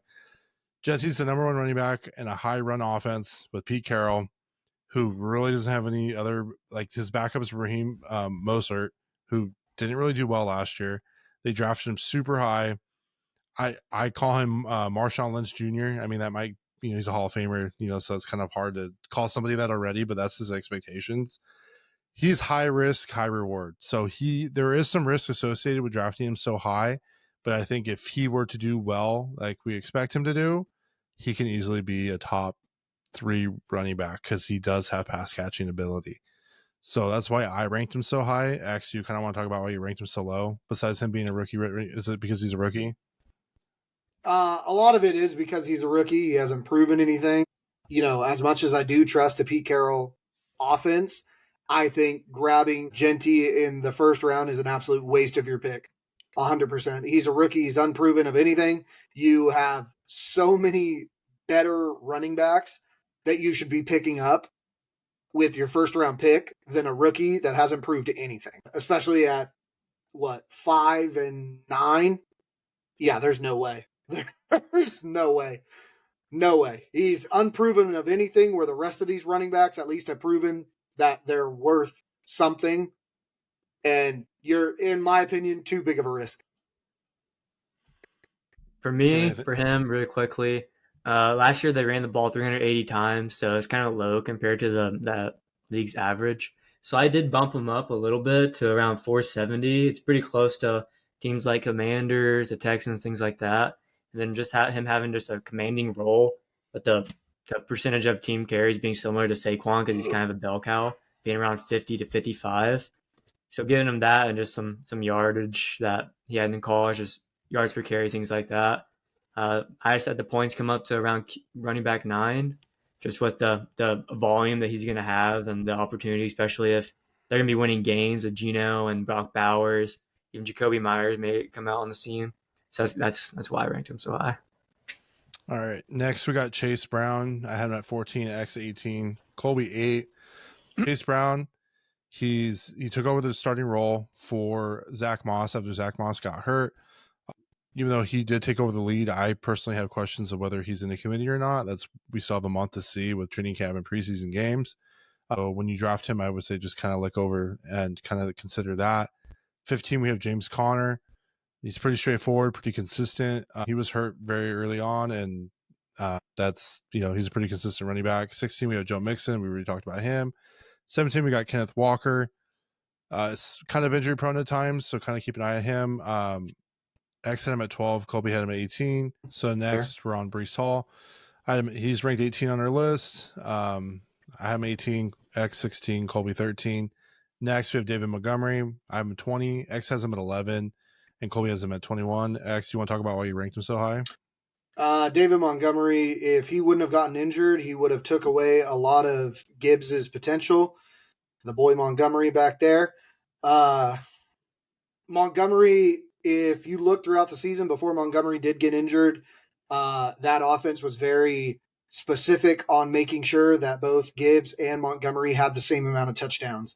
So if you draft either Montgomery or Gibbs, I think you're safe. I think you're getting about equal, if anything. But I will say that Montgomery is much more touchdown dependent, for sure, if anything. Next at 20, we have Isaiah Pacheco. He was hurt last year. I have him at 23, X 15, Kolby 27. He does well when he's healthy. It's just there are some injury concerns, so I would kind of just keep an eye on that. 21, we got Chuba Hubbard. I had him at 24, X 20, Kolby 23. So Chuba was surprising last year, I would say, right, boys? We were really surprised at how well he did. You were very high on him. I mean, I had him, so I was super high on him. But they did draft another rookie running back. Jonathan Brooks is out for the year again. So he is the main back, but they might try to see what they have in Etienne. It's the brother of the Jags running back. So kind of keep an eye on that and make sure that he's not splitting a whole lot before you start him. Next, we got Tony Pollard for X's Titans. He did decent. He was all right. Ranked 22 on my list, 21 on X, 24 on Kolby. We're pretty consistent on that. 23, we have Aaron Jones. I had him at 21. X at 28, Kolby at 19. Aaron Jones is just getting a little older, and it's just something to monitor. We'll see what happens. There's still some questions about JJ. 24, Tyrone Tracy Jr. I have him at 25, X 30, Kolby 25. He was an emerging running back last year. He was a rookie. He did very well. Considering their offense is pretty bad, I'd kind of monitor him as well. He might be a sneaky sleeper this year. Next is Quinshawn Judkins.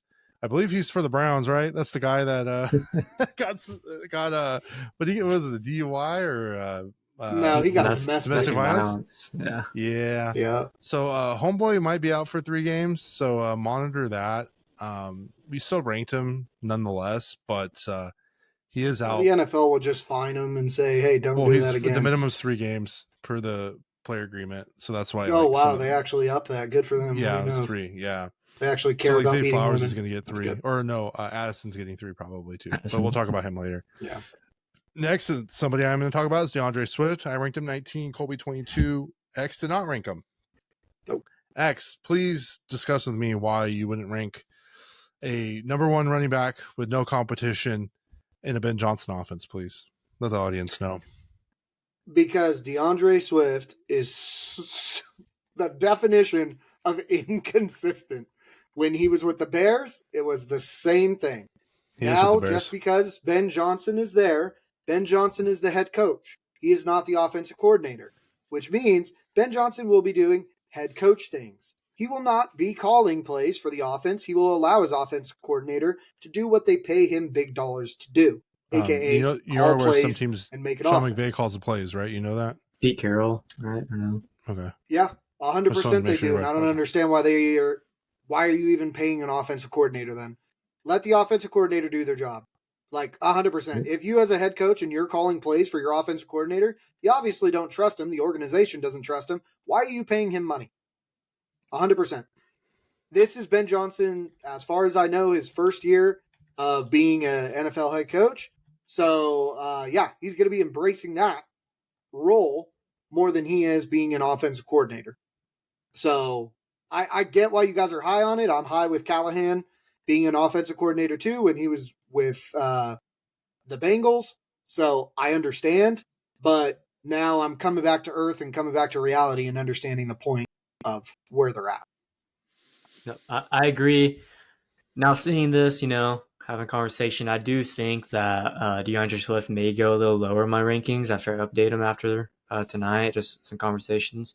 Mainly because we did see Jamal Williams have that huge season with DeAndre Swift and Ben Johnson combo, so maybe that's a good eye for Roschon Johnson, but at the same time, it's kind of like DeAndre Swift, he's there. We saw what he could do with the Eagles, so I think the skills there. It's just a matter of using them and using them in the right system. So, I probably will take Pacheco over DeAndre Swift, but again, I'm just scared because of injuries and don't really know what they're going to be doing with all the running backs they got. All right, next we got Omarion Hampton. So this is the rookie running back for the Chargers. So him and Najee Harris are in an interesting situation, right? Because Najee, the reason why we talk about it is because there's news about him. Najee got hurt with the fireworks incident, and he's on the PUP list. He's expected to play, but that might be a committee. But I would say if you're going to grab any of these other running backs, they're probably going to be starting by the end of the year. So these might be one of those guys that they're going to be like your RB4, RB5, and you might just be stashing them. So those are something just to think about, especially with him, even though Harbaugh, it's better for them because Harbaugh is a run first offense. So just kind of think before you draft. Next, we have Travion Henderson. That is the New England rookie running back. I anticipate him being a starter. Boy. Yeah, he should be a starter by halfway through the year, if not earlier. Oh, he's going to be great. Ramondre fumbles the ball quite a bit. I had him at 30, X25, Kolby at 30. So these are all kind of like later guys that you might be able to sneak through and kind of stash him for a little bit. 29, we have Jaylen Warren. Jaylen Warren is actually the starter for the Steelers. I had him at 31, X at 34, Kolby at 31. Just kind of monitor him. Najee Harris was there last year, so we don't really know what it's going to look like quite yet. Based on early season projections, this is kind of where he's at.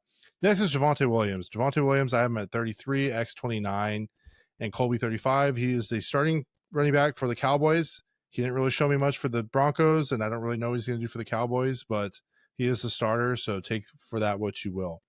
Next, we got Jerome Ford. I had him at 32. X was pretty high on him at 26, and Kolby didn't rank him at all. Jerome Ford is technically the starting running back. Yep. So and he's great for PPR. For sure. So I would definitely consider that. Definitely he might be a sneaky early season if Gins comes back and is able to play well. And Jerome will go back to his third round back duties. Next, we have Najee. I had him at 27, X at 38, and Kolby at 38. I just wasn't sure between the two because one might be like an early season guy heavy, and the other guy might be the rookie might be good for the later half of the season. So when it starts getting to these committees, it's really weird. So kind of just be mindful of it, and kind of see how they are in preseason and in camp and throughout the weeks to kind of help guide you how you want to do them and whether you're going to keep them or drop them. Next, we got Brian Robinson. I have him at 34. X didn't rank him at all. And Kolby had him at 28.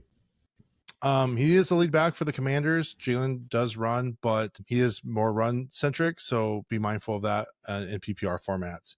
Next, we have RJ Harvey. That is a rookie running back for the Broncos. I have him at 29. X didn't rank him, and Kolby had him at 33. Kind of like what's going with all the rest of these rookies. We don't really know where they're going to be at, if they're going to be starting or not. These are just names that kind of keep an eye on because at some point they will be playing, and you should definitely consider picking them up. Harvey, 35. 35, we got Travis Etienne. I didn't rank him. X had him at 22, and Kolby didn't rank him.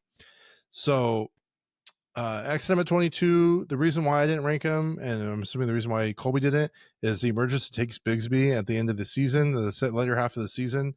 Bigsby had more yards per carry at the later half of the season, and he was more explosive and was a better pass catcher. And I believe Etienne was having problems with fumbling the ball as well, from what I remember. So we don't really know what's going to happen there. They might be splitting, so that's why I personally ranked him a little lower. I would just say to kind of monitor it, just with everybody, just kind of have to monitor the situation to kind of really see what's happening with them. Next, we have Caleb Johnson at 36. I didn't rank him. X had him at 36. Kolby had him at 29. He's a rookie running back for the Steelers. He's still behind Jalen Warren, but it's a situation to monitor, just like with any rookie. He might be a starter at some point, so kind of monitor his situation, and he should be pretty good. 37, we have Austin Eckler. I had him at 35. X at 40. Kolby at 32. Eckler's not the same no more. He's past his prime. He's a good pass catcher. He had a terrible concussion last year. That was wild. But unfortunately, he's just a backup for now. So kind of monitor his situation. If there's an injury to Brian Robinson, I would definitely consider starting Austin Eckler and picking him up. He'll probably be on the waivers. Next, we got Jordan Mason. So Jordan Mason, he's at 38. I had him ranked at 36. X at 33. Kolby did not rank him. Jordan Mason's a backup to Aaron Jones, but he's a very good bell cow back. Aaron Jones has been injury prone in the past, so I would consider looking at him as more of a handcuff. Next, we got 39. We have Tajay Spears. Tajay's ranked 38 on my list, 31 on X, okay, and not ranked for Kolby. Tajay's a backup to Tony Pollard. They drafted him 2 years ago. He's pretty good as a pass catcher, but he's kind of a handcuff for now, so I would just kind of be mindful of that. 40, we have Isaac Guerrero, who we kind of mentioned earlier with CMC.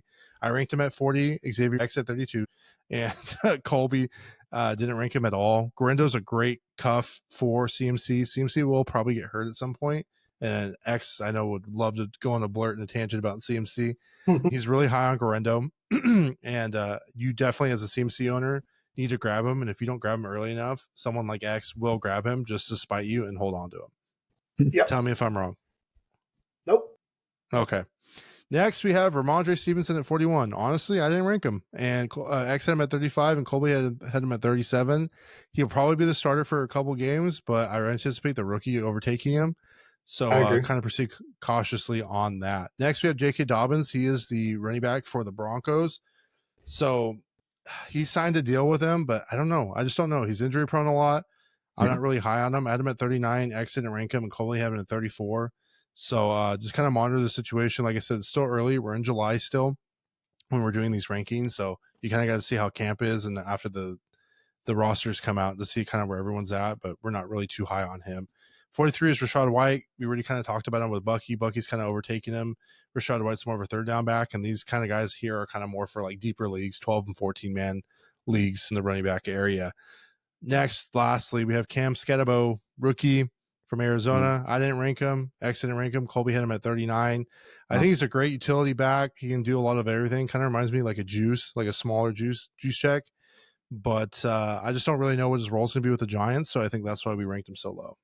So we got our 2025 receiver rankings. First off, Jamar Chase across the board. We all got him at number 1. Really not much to talk about here. Triple Crown winner. I expect him to do the same. Great quarterback. Joe Burrow's, he's doing very well. Expect him also to be to finish at number 1. Number 2, we had Justin Jefferson. I had him at 2. X had him at 4. Kolby had him at 3. Do you guys kind of want to say why you guys had him a little lower, give or take? Maybe start with X. I had him a little bit lower just because of his quarterback situation. That's the only thing that drops him down just a little bit. Other than that, I mean, he's still going to be a good receiver, but, you know, even before, I don't really listen to analysts or any of that because I don't think fantasy football, there is such a thing as being a pro. It's pretty much as long as your team doesn't get injured and it's consistent, then you're a pro, I guess. But as I've been scrolling through, I see a bunch of things saying that Justin Jefferson's going to be a bust this year. And I mean, it's possible, but I mean, he's still going to be good. But it just, I think there's other options that will be a little bit better. Okay. And safer. I agree. Kolby, do you want to For talk? me- You're good. Oh, Yeah, sorry, for go ahead. me, I'd say I had CD and Justin pretty close. I just have CD having a couple more touchdowns just because we don't really know what's going to happen in Minnesota with their touchdowns and how JJ is going to play. So that's why I put him at 3 and have CD over him. Yeah, well, speaking of CD, we have CD at 3. I had him ranked at 3, X at 5, Kolby at 2. X, you want to talk about why you had CD ranked at 5? Honestly, I really like CD. I just, once we get down to the other two right below CD, that's when, those are going to be the ones that I would pick up over CD. And I think, honestly, CD's production is going to be a little bit lower just because of Pickens. I don't think that, Dak is going to, Dak already has a chemistry with CD, so I don't think it's really going to drop off too much. But having that threat of Pickens being there is enough to kind of just drop him down a little bit for me. Okay. 4, we have Amon-Ra St. Brown. I had him at 4. It's funny how all my rankings how we had ended up being. I had him at 4. X had him at 2. Kolby had him at 4. So CD and Amon-Ra are technically tied on our average rankings. For me, the reason why I put him at 4, I will say Amon-Ra is the most consistent, and I know X is going to go into this whole tangent, so don't worry, folks. Just wait a second. You already said I'm it. going to let you have your little moment. I might even delete this. We'll see. But I do think that Amon-Ra, it will do well. I just, for upside, as I like CD with Dak coming back, George Pickens will hopefully cause him to maybe even not get doubled so much. And I mean, either way, I think any of these receivers, you're good taking at the first spot either way. Maybe besides Jamar. I think Jamar's the clear number one overall, but the second receiver off the board, I wouldn't be mad about these last 3 guys at all. X, you want to talk about why you ranked Amon-Ra so high? Amon-Ra, as I've said before, Amon-Ra is the safest pick. He is going to be, a lot of times a lot of people don't like their first round pick, so to speak, because their first round has the biggest potential to be a bust if they get injured in any type of way, or if they don't produce, then that is going to be your biggest bust. That's why, personally, I never like to be the first pick of the whole draft because that player is normally going to be a bust, and it sucks.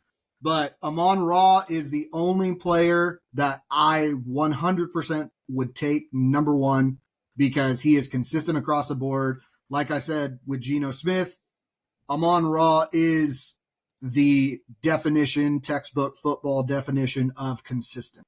And you can never go wrong with him, ever. He will always be your safe pick in the first round, for sure. And he produces every single time, too. Number 5, we had Puka. I had him in 8, and I guess I'm going to be the one to talk about that. X had him at 3, and Kolby had him at 5. So, actually, I'm going to give you the floor first to talk about Puka, X, and then I'll go ahead and say why I had him ranked at 8, a little lower. Puka, he produced 20s, if not 30s, every single week. His only downside, which we all know, is he gets injured. But whenever he gets injured, he never gets injured come playoff time. And now that I said it, he probably will. But regardless, beginning of the season is kind of his only downfall. But towards the end of the season, when you're in playoffs, you're heading towards Super Bowl, you're going to want Puka on your team because that boy's just going to annihilate for you and give you those consistent points. And I think that if you draft well enough, that you will be able to stall it out enough to get Puka when he's healthy and get you that dub in that championship. So X kind of hit it on the head for me. It's if healthy, right? And I think for me, Puka missed 6 games last year, weeks 2 through 7. He only scored above 20 fantasy points in week 11, 12, 14, 15. No, excuse me, 14 and 17. Everything else was below 20 points, especially week 1 when he got hurt. So for me, it's not anything against Puka. I mean, even though I'm a Niners fan, like it's not even like that kind of bias because I mean I would love him on my team. But with the introduction of Devontae Adams, I know he's new on the team and he's not really used to Matt Stafford. I just think Devontae is more talented in general than Puka Nacua, and Puka Nacua is great for PPR. So I still think he'll get the receptions. But I think now with the emergence of him and with Devontae being there, I think Devontae's going to take a lot of those touchdowns in the end zone because he's more trusted. And I just think Devontae has done it for years, right? If you're going to throw, it's 4th down situation, you got to throw to the end zone for the game. You're going to throw to Puka or you're going to throw to Devontae. Like I'm throwing to Devontae. So, yeah, that's just my current reason why I have him a little lower, and because I'm worried about injury. But either way, I mean, I think Puka could be a end of the 1st round, early 2nd round pick for sure, and I wouldn't be mad about it for anybody to grab him. Next, we have Brian Thomas Jr. So I had him ranked at 5. X had him ranked at 11, and Kolby ranked him at 6. So X, since your ranking is the furthest off, I kind of want to hear your thoughts about why you thought Brian Robinson Jr. Should have been ranked a little bit lower. The reason why Thomas got lower was because he had a good season, but to me, he's still a little bit inconsistent for me to feel safe to waste my 1st round pick on him. I would 100% take him in the 2nd round, but I mean, that would be like mid to end of 2nd round. Would I feel comfortable to take him? Trevor Lawrence is so inconsistent, wishy-washy. The only like a good upside that Brian Thomas has is he is in a weak division, but if and as it is projecting, as far as I know with the Titans going, is that which Texans should have Singletary, I believe, at corner, who's very good. But Titans should be getting L'Jarius Sneed back, which he was a top corner for the Chiefs. So that's also another position to shut him down. And Travis Hunter, to me, they're going to want to get the value out of that 1st round pick. So I feel like Brian Thomas is going to kind of have a little bit of his production taken away. And that might be a bit of a factor. And it's good enough for me to put him that low. To put him down there. Kolby, what are your thoughts on Brian Thomas this year? I like Brian Thomas. I mean, like you said, Travis Hunter coming in, they're going to want to use him. They didn't take him and trade all those picks away for nothing. But I had him at 6, and I mean, I had him over Malik Neighbors, who I think Trevor Lawrence is better than Russell Wilson. Over Nico Collins, kind of CJ Stroud's a hit or miss. I had him over A.J. Brown. Yes, A.J. Brown is technically better probably than Brian Thomas and just one-on-one catches, but their scheme isn't throw the ball. Their scheme is run the ball with Saquon. So in fantasy points, I had him over him. Then Ladd, just again, Justin Herbert ran first offense, so I had him over him as well. Yeah. Well, piggybacking off of that, since you mentioned A.J. Brown, number 7, we have A.J. Brown. I ranked him at 10. X ranked him at 6. Kolby, you ranked him at 9.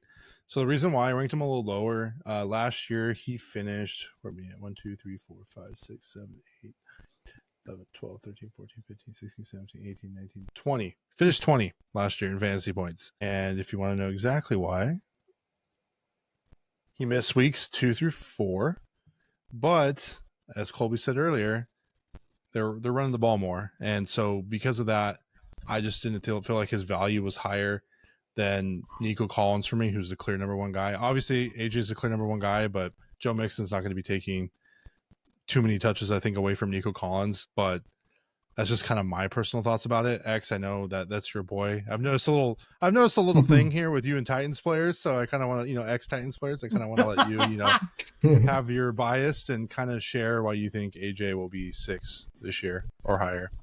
No, I like AJ Brown's athletic ability. I think in my opinion, if I was the Eagles this year, I would be doing a lot more play action because right now everybody is afraid of Saquon and nobody wants to be the new meme of getting jumped over backwards.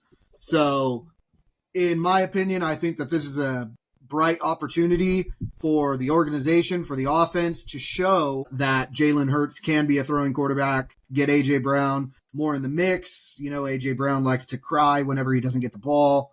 So get him to shut up a little bit. And if that throwing passing attack doesn't really work, then, you can always go back to Saquon and you'll be just fine. So I think that this year that offense is going to throw a little bit more than people think. Okay. At number 8, we have Nico Collins. I had him at 6. X had him at 12. Kolby had him at 8. Kolby, and then X. Kolby, why did you think he should have been here at 8? Just again, kind of piggybacking off what I said earlier, there's guys above him that just have better situations, better quarterbacks. Let me take a look at something real quick. Yeah, so there's just a slight difference in points between Nico, AJ Brown, and Malik Neighbors and Ladd. They're all back to back to back for me, and it just all depends on their scheme and touchdown dependability, things like that. So. Okay. And X, what about you? The one thing was obviously the CJ Stroud situation. We don't know how he's going to bounce back. I already gave him the remedy, so hopefully he gets on that because, he watches the show and whatnot. But hopefully Nico doesn't have to deal with injuries or anything like that. And I'm not, just like you guys said, I'm not expecting Joe Mixon to really cut in to any of what he's got going on, but the only thing is that Joe Mixon is a good PPR back, so there, the ability for screens and all those types of things, those little drop downs off of the backfield, those are there to take away from him. All right. Number 9, we have Mike Evans. I had him at 14, which I think was a lot lower than everyone else did. X had him at 8. Mm-hmm. Kolby had him at 11.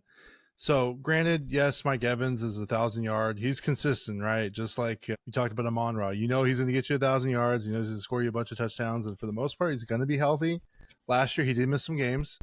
For me, last year, he finished at 14. So that's why I put him at 14. With Godwin coming back, with Otten being there, with Bucky, with Rashad, I just thought we're going to see more kind of the same. And I do know that Godwin does take some of those deep threats away from Mike Evans when he's healthy.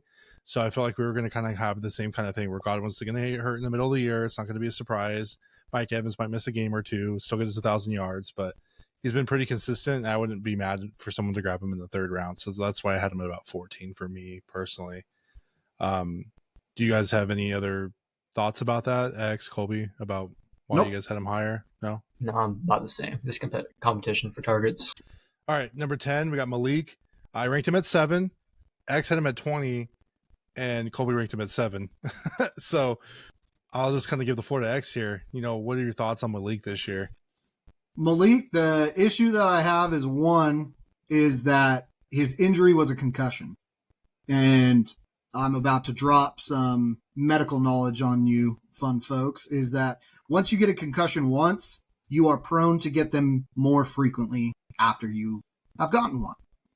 Hence why Tua gets a rock thrown at him and he's down for the count, throwing up gang signs. Malik Nabers, especially as a wide receiver, they use him. They have him on the outside, which is cool, but he does run a lot of inside routes, which unfortunately throws him up to susceptibility of getting destroyed by a middle linebacker.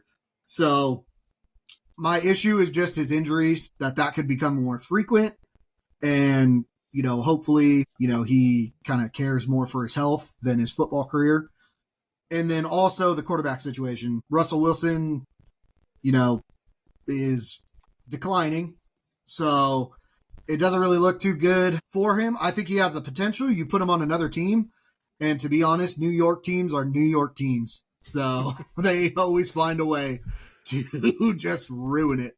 That's a shot at New York Giant Joe right there. That's a little callback, man. Oh, no, man. Poor guy. Honestly, dude, look at what happened with Saquon, dude. You put Malik Nabers on another good team, he'll probably have the success that Saquon did, because you cannot tell me, and you couldn't, I don't think, convince anybody other than New York Giants fans that Saquon was going to get 2,000 yards if he stayed on the Giants. There's no way. So, that's my only concern of dropping him so low. Okay. If he was on another team, like, the Vikings or something along those lines, he would be much higher for me. So even though I ranked him a little higher than you, or a lot higher than you, I should say, I kind of do agree because I also have those reservations about him when it comes to his quarterback. Russell is old, so I do also feel the same. But he's had worse quarterbacks, and he's done better. Yeah. But I also look at Russell Wilson, what he did on the Steelers, and none of those players, he wasn't doing any of the receivers any favors last year. So I completely understand where you're coming from. At 11, we have Drake London. I had him at 9, X 14, Kolby 17. One of the things I'll say about him is that he was big boomer bust last year. A lot of it was due to Kurt's inconsistent quarterback play. Definitely go check out that thing on Netflix that they had, the quarterback season 2. Really good. My wife and I just finished it. It's really cool to kind of see behind the scenes stuff. But with that being said, without an unsponsored, unpaid plug there for them, you know, I was looking back at his games. He had a lot of big boomer bust potential. And for me, him having Michael Penix as a new quarterback, I just don't know. We didn't even rank him in our list because we don't really know what he has. It hasn't really been anything crazy. He was handing the ball off a lot to Bijan. So I'm not really sure what to think of him. And mind you, he had his biggest year last year, and I think that was his ceiling. So also, he's never had crazy games. So side note, Drake London is one of the few that is on my never draft list. I will never draft Drake London ever. The only reason why he got ranked was because there's no way I could not rank him. And he was productive last year, but if I'm ever in your league, don't worry. I will never take Drake London. Colby's like taking notes for this year for the league. Yeah. Hey, go ahead, dude. That's all you. Next, we have T. Higgins at 12. I had him at 13, X at 15, Kolby at 13. T just signed a new contract. He's in a high-powered offense. Kind of just makes sense where he's at. Yep. Obviously, he's the number 2 to Jamar Chase, but also pretty safe considering Joe throws the ball a lot. At 13, we had Ladd McConkey. I had him at 12. X had him at 21. Kolby at 10. Ladd is the true number 1 receiver for the Chargers. He had his breakout last year, about maybe halfway through the season, kind of really started turning it up and learning the offense. He is in a run-first offense, so kind of be mindful of that. He might have some good and bad games, but I think that's the only reason why I put him at 21. Yeah, I figured. But for sure, I would say like with good matchups, like games against the Raiders, maybe not the Chiefs, but some of those divisional games where maybe their defenses aren't so good or other matchups, like I definitely feel very confident with starting him. He's definitely a receiver 2 in my book. Yeah. Next, we have Tyreek Hill at 14. So this was a little interesting because I had him at 20, X had him at 9, and Kolby had him at 15. And I can already know what you guys are going to say. It's Tyreek Hill. You know, he used to be a top 1-2 receiver that used to come off the draft boards. But unfortunately, I think he got old overnight. And I think because there's so many concerns with Tua, that's why I ranked him so low at 20 for me personally. That's fair. Because once the quarterback's gone, that's kind of it. Their whole offense falls apart. And I mean, look at Jalen Waddle's stats last year. So that was my only concern for him. And I just think Father Time's undefeated, and he just kind of lost a step last year. So for me, until he shows me something different, I would kind of be more reserved about picking him. Honestly, I probably won't draft him in any of my leagues this year. Oh, I agree, 100%. I think if he goes on the Chiefs, he'd be fine. And I think Patrick Mahomes would be much more viable. Completely agree. Completely agree. You guys have anything to add? You guys good with that? No. I got something to add. Sure. So go ahead and cue the Tyreek Hill propaganda. I've been seeing online his videos of him running around, running routes. It's looking clean, looking sharp. Yeah, he's a little old, but Devontae Adams also old. And the best possible outcome, Tua plays 17 games. He plays amazing, just like Jalen Waddle. They both play amazing when Tua plays.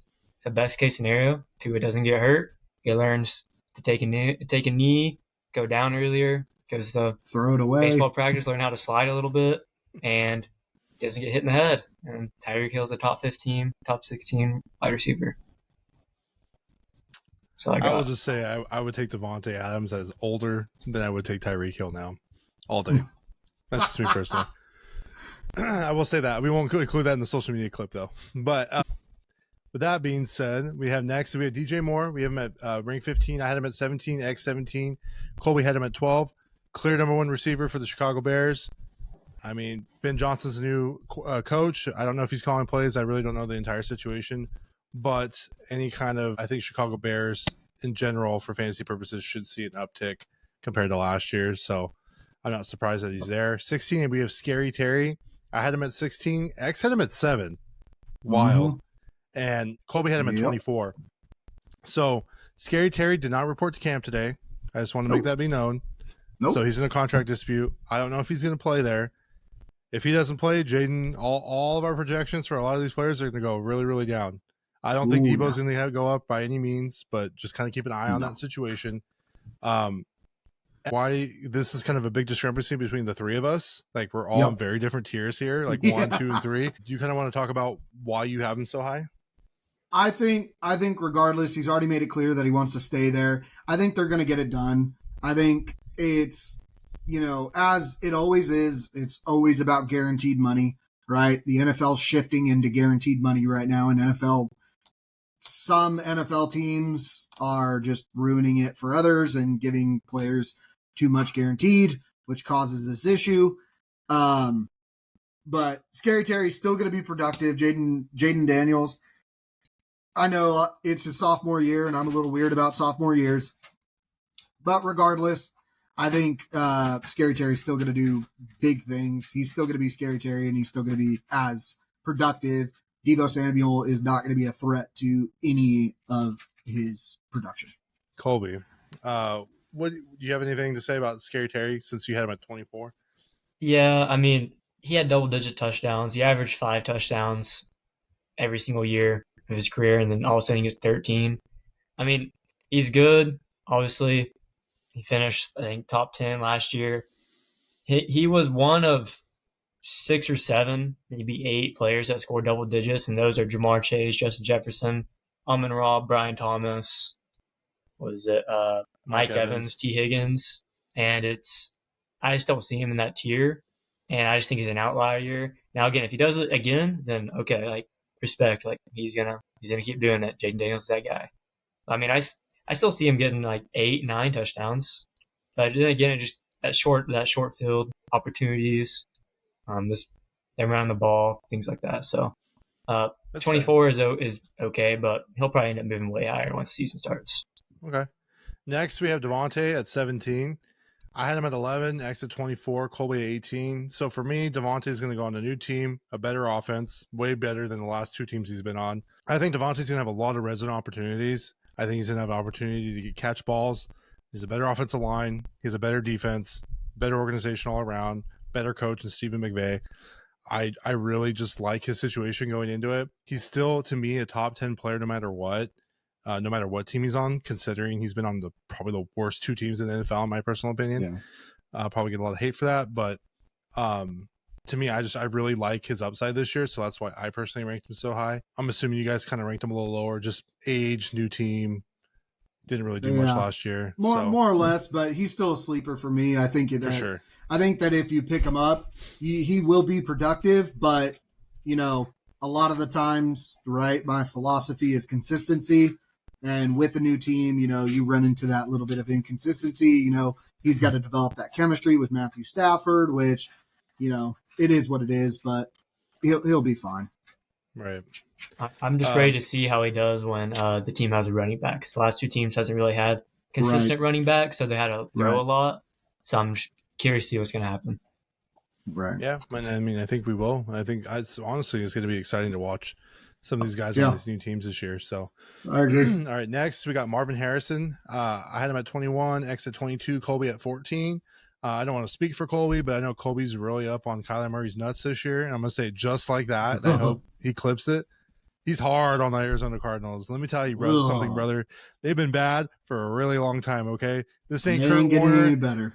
No, he's not Kurt Warner. Call of Duty's coming out this year. Kyler Murray's going to fall off. He's going to be up all night Twitch streaming. He's not going to be good, okay? And he's probably going to get hurt, so you can play more Call of Duty, respectfully or disrespectfully. But with that being said, chat, clip that. clip that, chat. All right. But Marvin Harrison, he didn't really watch Kyler Murray number 1 overall. That'd be wild. But I mean, I will say Marvin Harrison came out of college very, very, talented. His dad was great, an all-time great Hall of Famer. He kind of didn't really have a great year, but I think really it comes down to the team he was on. They run the ball first a lot. Yeah, so I agree. It'll be interesting to see where he is at. I think it'll be very similar to what he was last year, though. Next, we have Garrett Wilson at 19. Garrett Wilson just signed a new contract. Good for him. Unfortunately, or fortunately, if you're Kolby, as his quarterback is Justin Fields, so we really don't know what we're going to get. But I have him at 19, X at 23, Kolby at 20, so we're probably all about the same where we think he's going to be. Really, it's going to come down to the Jets organization and then how much they can get the ball to Garrett Wilson. So, New York team.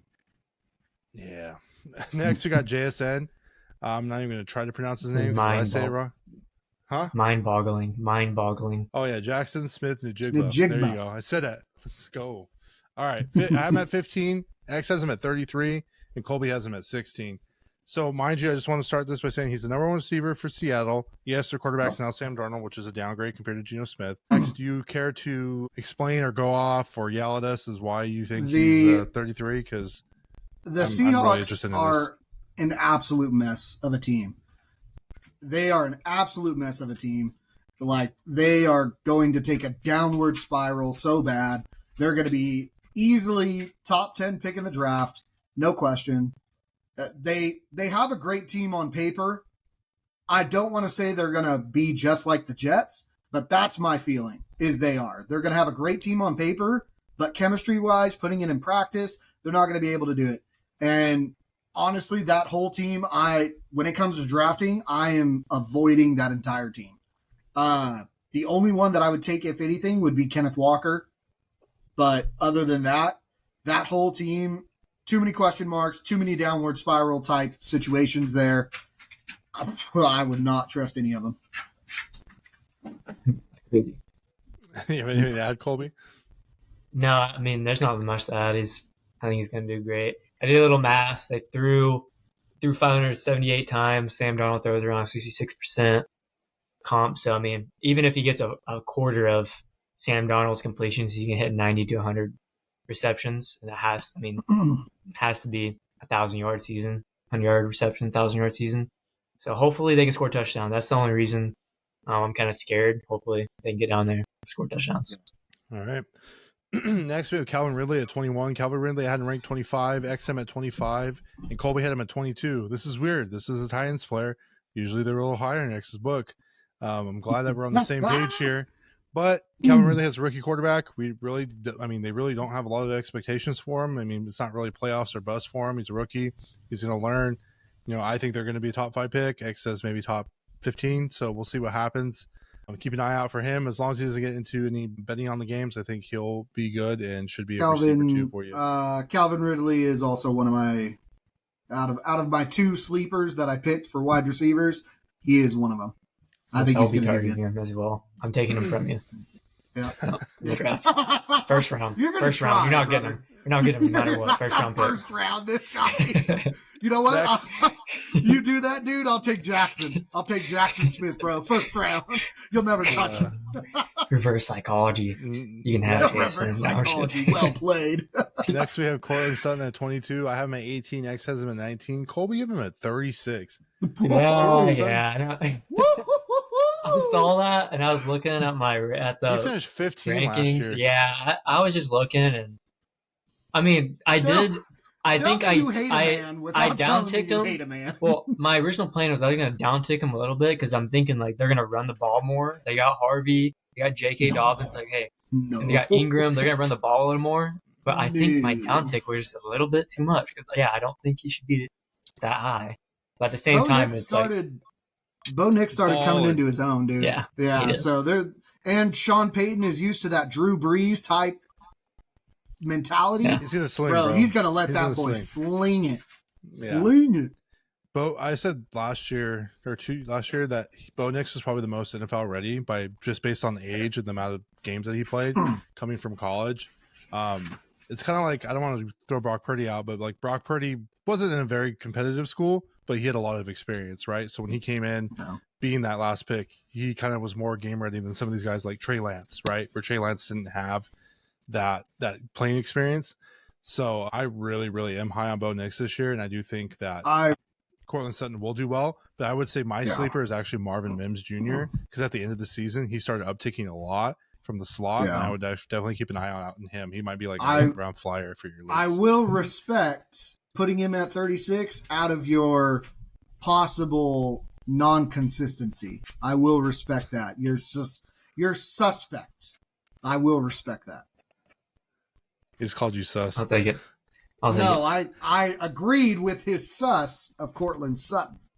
No, I would readjust, and I'd probably put him in the Zay Flowers, Calvin Ridley type rankings, like lower 20s. That's where I'd probably put him somewhere around there, like you guys did. That's so. Well, next one, George Pickens, 23. We have him at 23. I'm at 32. X has him at 13. Yes, sir. And Kolby has him at 29. sir. Mind you, Colby's a Cowboys fan here, so this is weird. This is like doing a little bit of reverse. Why are you so high on George Pickens? I have faith in the boy for the sense that offense is going to be looking to take the pressure off CeeDee Lamb. They're paying CeeDee a lot. CeeDee has a good amount of money guaranteed. They're going to be a little bit safer with him and try and make sure to get the full value because Jerry Jones is not about wasting that money. So I think that George Pickens is going to be worked like a workhorse as long as that chemistry with Dak starts to create a little bit of something. Now, they don't have a run game. Javonte Williams is garbage, so they will have to pass. And so I think that George Pickens is going to get a lot of opportunities. I think that George Pickens now with a better quarterback is going to be able to show a little bit more of what he can do.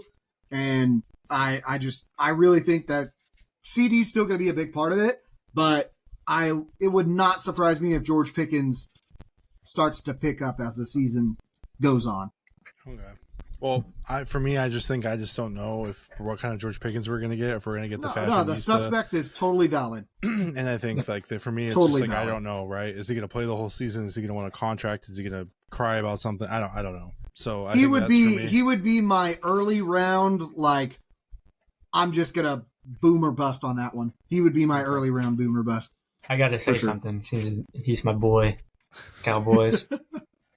I have him on the low spectrum of receptions, but still getting 1,000 yards. I think he's going to be a deep ball guy. He's just going to go, all right, one-on-one, go forward, see what you can do. So I think he's going to have a lot of yards, but reception-wise, I think that's going to favor CD largely. So, yeah, that's why I have him so Next, we have Cooper Kupp at 24. I had him at 37. X him at 18, and Kolby hit him at 21. So with me with Cooper Kupp, I lowballed him just because his injury history. He's very injury prone. He's playing on the bad Seattle Seahawks team. He's going from a high explosive offense to a guy who had a really great offensive line in Minnesota. I don't think Sam Darnold is the greatest. I think he would have done good on a certain couple of teams just based on their offensive line. And I think a lot of quarterbacks will do good if they play in Minnesota just because their line is so great. And they have the top 2 receiver of this time in their lineup. So I just don't trust it. I still think Jason's their number 1 guy in target. So that's why I had him a little lower for me personally.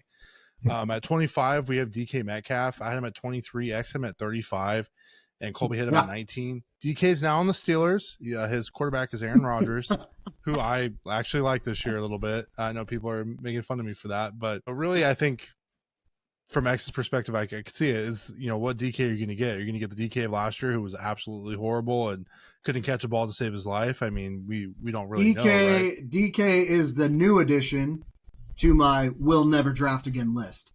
He was my newest addition. So, yeah, if I'm ever in your league, you can have DK all you want.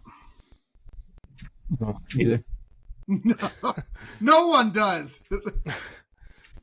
I mean, that's like your 16th round. You're like debating between a kicker and a defense, and you're like, fuck, DK's there, I guess. Yeah, I mean, I don't know. I think he's gonna do a little bit better. He's gonna have a better quarterback. I'm not a really big fan of Geno Smith, as you guys know. So, we'll see though. We'll see what happens with him. At 26, we have Jacoby Myers. I have him at 26. X has him at 30. Colby's in 23. I mean, he's a receiver 1 for the Raiders. I just think they're going to be a run-first team. Yes, they've thrown in the past with Geno. Yes, I think he's going to be a sleeper this year. He could do a lot better than he did last year. But I just don't know. I have to wait and see how Pete Carroll and Chip Kelly are going to design that offense because they're both very good running the ball in college quarterback or coaches. So I'm interested to see what they do. But if I could redo the list, I would probably put them around kind of where you guys are at. In that mid-20, a little bit low 20s. Yeah, I mean, but 30's not bad. It's pretty close to everybody. I think it's valid where it's at, but, I like his upside. This one, though. Insane upside. Yeah, for sure. Yeah.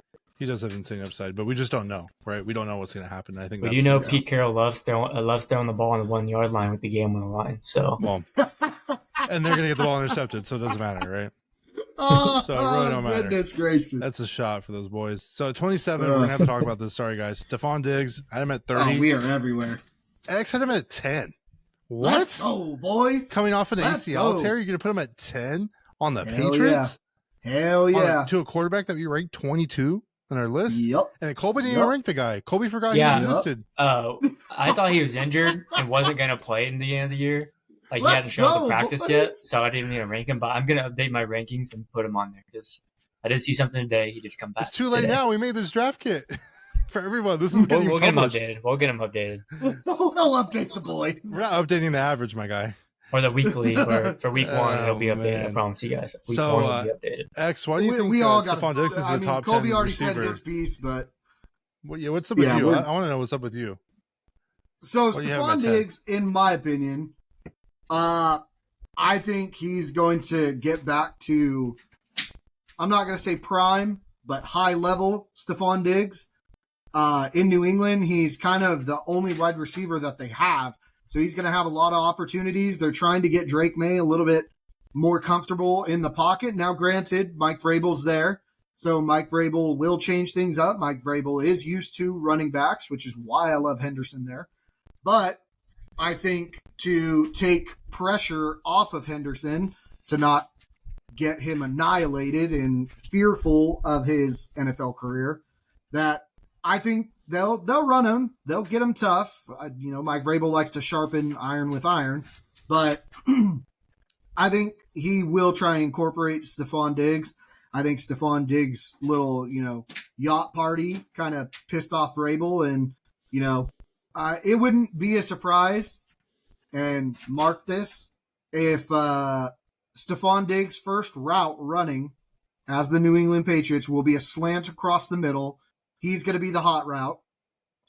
Drake May's going to throw him that ball, and he's going to get lit up by a middle linebacker. And that's going to be Vrabel's little, play this shit again, and we'll play this game. Watch it. That's a Vrabel type. That's a Vrabel thing. But regardless, I think Stephon Diggs is still going to do good. I think Stephon Diggs is going to come back. I think he's going to give Drake May a lot of confidence and just show that he was worth the money. All right. Next, we got Devontae Smith at 28. I had him at 29. X at 26. Kolby at 28. We kind of had him about the same. He's a receiver too for Philly. Run first offense, but, they had a lot of upside if they decide to run play action like X said earlier. So that remains to be seen. 29, Xavier Worthy. I had him at 22. X at 34. Kolby at 31. I had a little higher because Rashee Rice is out for 3 games, so they're going to have to utilize him once again. So we'll see what happens. But for me, I just think he's receiver 1 for now. So I had him a little higher. Number 30, we had Jamison Williams. I had him at 27. X had him at 27. Kolby had him at 34. He's receiver 2 for the Lions. There are some questions with Ben Johnson leaving, but he is one of the quickest receivers out there, maybe besides Tyreek Hill. So he's definitely not a bad flex option, I would say, for sure. Jamison 31. Williams is one of those good flexes, and your bye week subbing. Great for sure. that. He needs deep bombs. He only had 58 receptions last year, about 1,000 yards. So if he doesn't connect on the deep bombs, it's going to be a very troublesome season. Boy. And as long as he doesn't get in trouble, because he gets in trouble quite a bit. 31, Zay Flowers. So I had him ranked at 28, X at 36, Kolby at 25. Zay Flowers is a receiver 1 still for the Ravens. Lamar gets him the ball. It's not pretty, but he gets in the ball, and Zay's not a bad flex option in my personal opinion. So, hey, it is what it is, and all these receiver 1s still have a lot of value if they're the guy. At 32, we had Chris Godwin. I had him at 34, X at 29, Kolby at 27. Really, the only thing about Chris Godwin is he gets hurt every year, right in the middle of the season, and he's out for the rest of the year. But while you have him, he's top 10, top 15. He gets a lot of touchdowns and a lot of yards on big plays. A little more consistent than Jamison Williams, but he will be hurt for sure at some point in the year. So be mindful of that. 33, we have Jaden Reed. I didn't rank him at all. X had him at 16, and Kolby had him at 33. Well, and I'll tell you why I didn't rank him. So the reason why I didn't rank him is because they drafted a true number 1 receiver for the first time, and since before Aaron Rodgers was there. Devontae wasn't even a round 1 receiver. I think he was round 2. So my thing is all these guys that they've drafted are not number 1 guys. They're number 2 guys, number 3 guys, slot guys. Jaden looks good in the slot. Dobbs looks good in the slot. Watson looks good in the slot, but they're always hurt. Everyone gets hurt every single freaking year.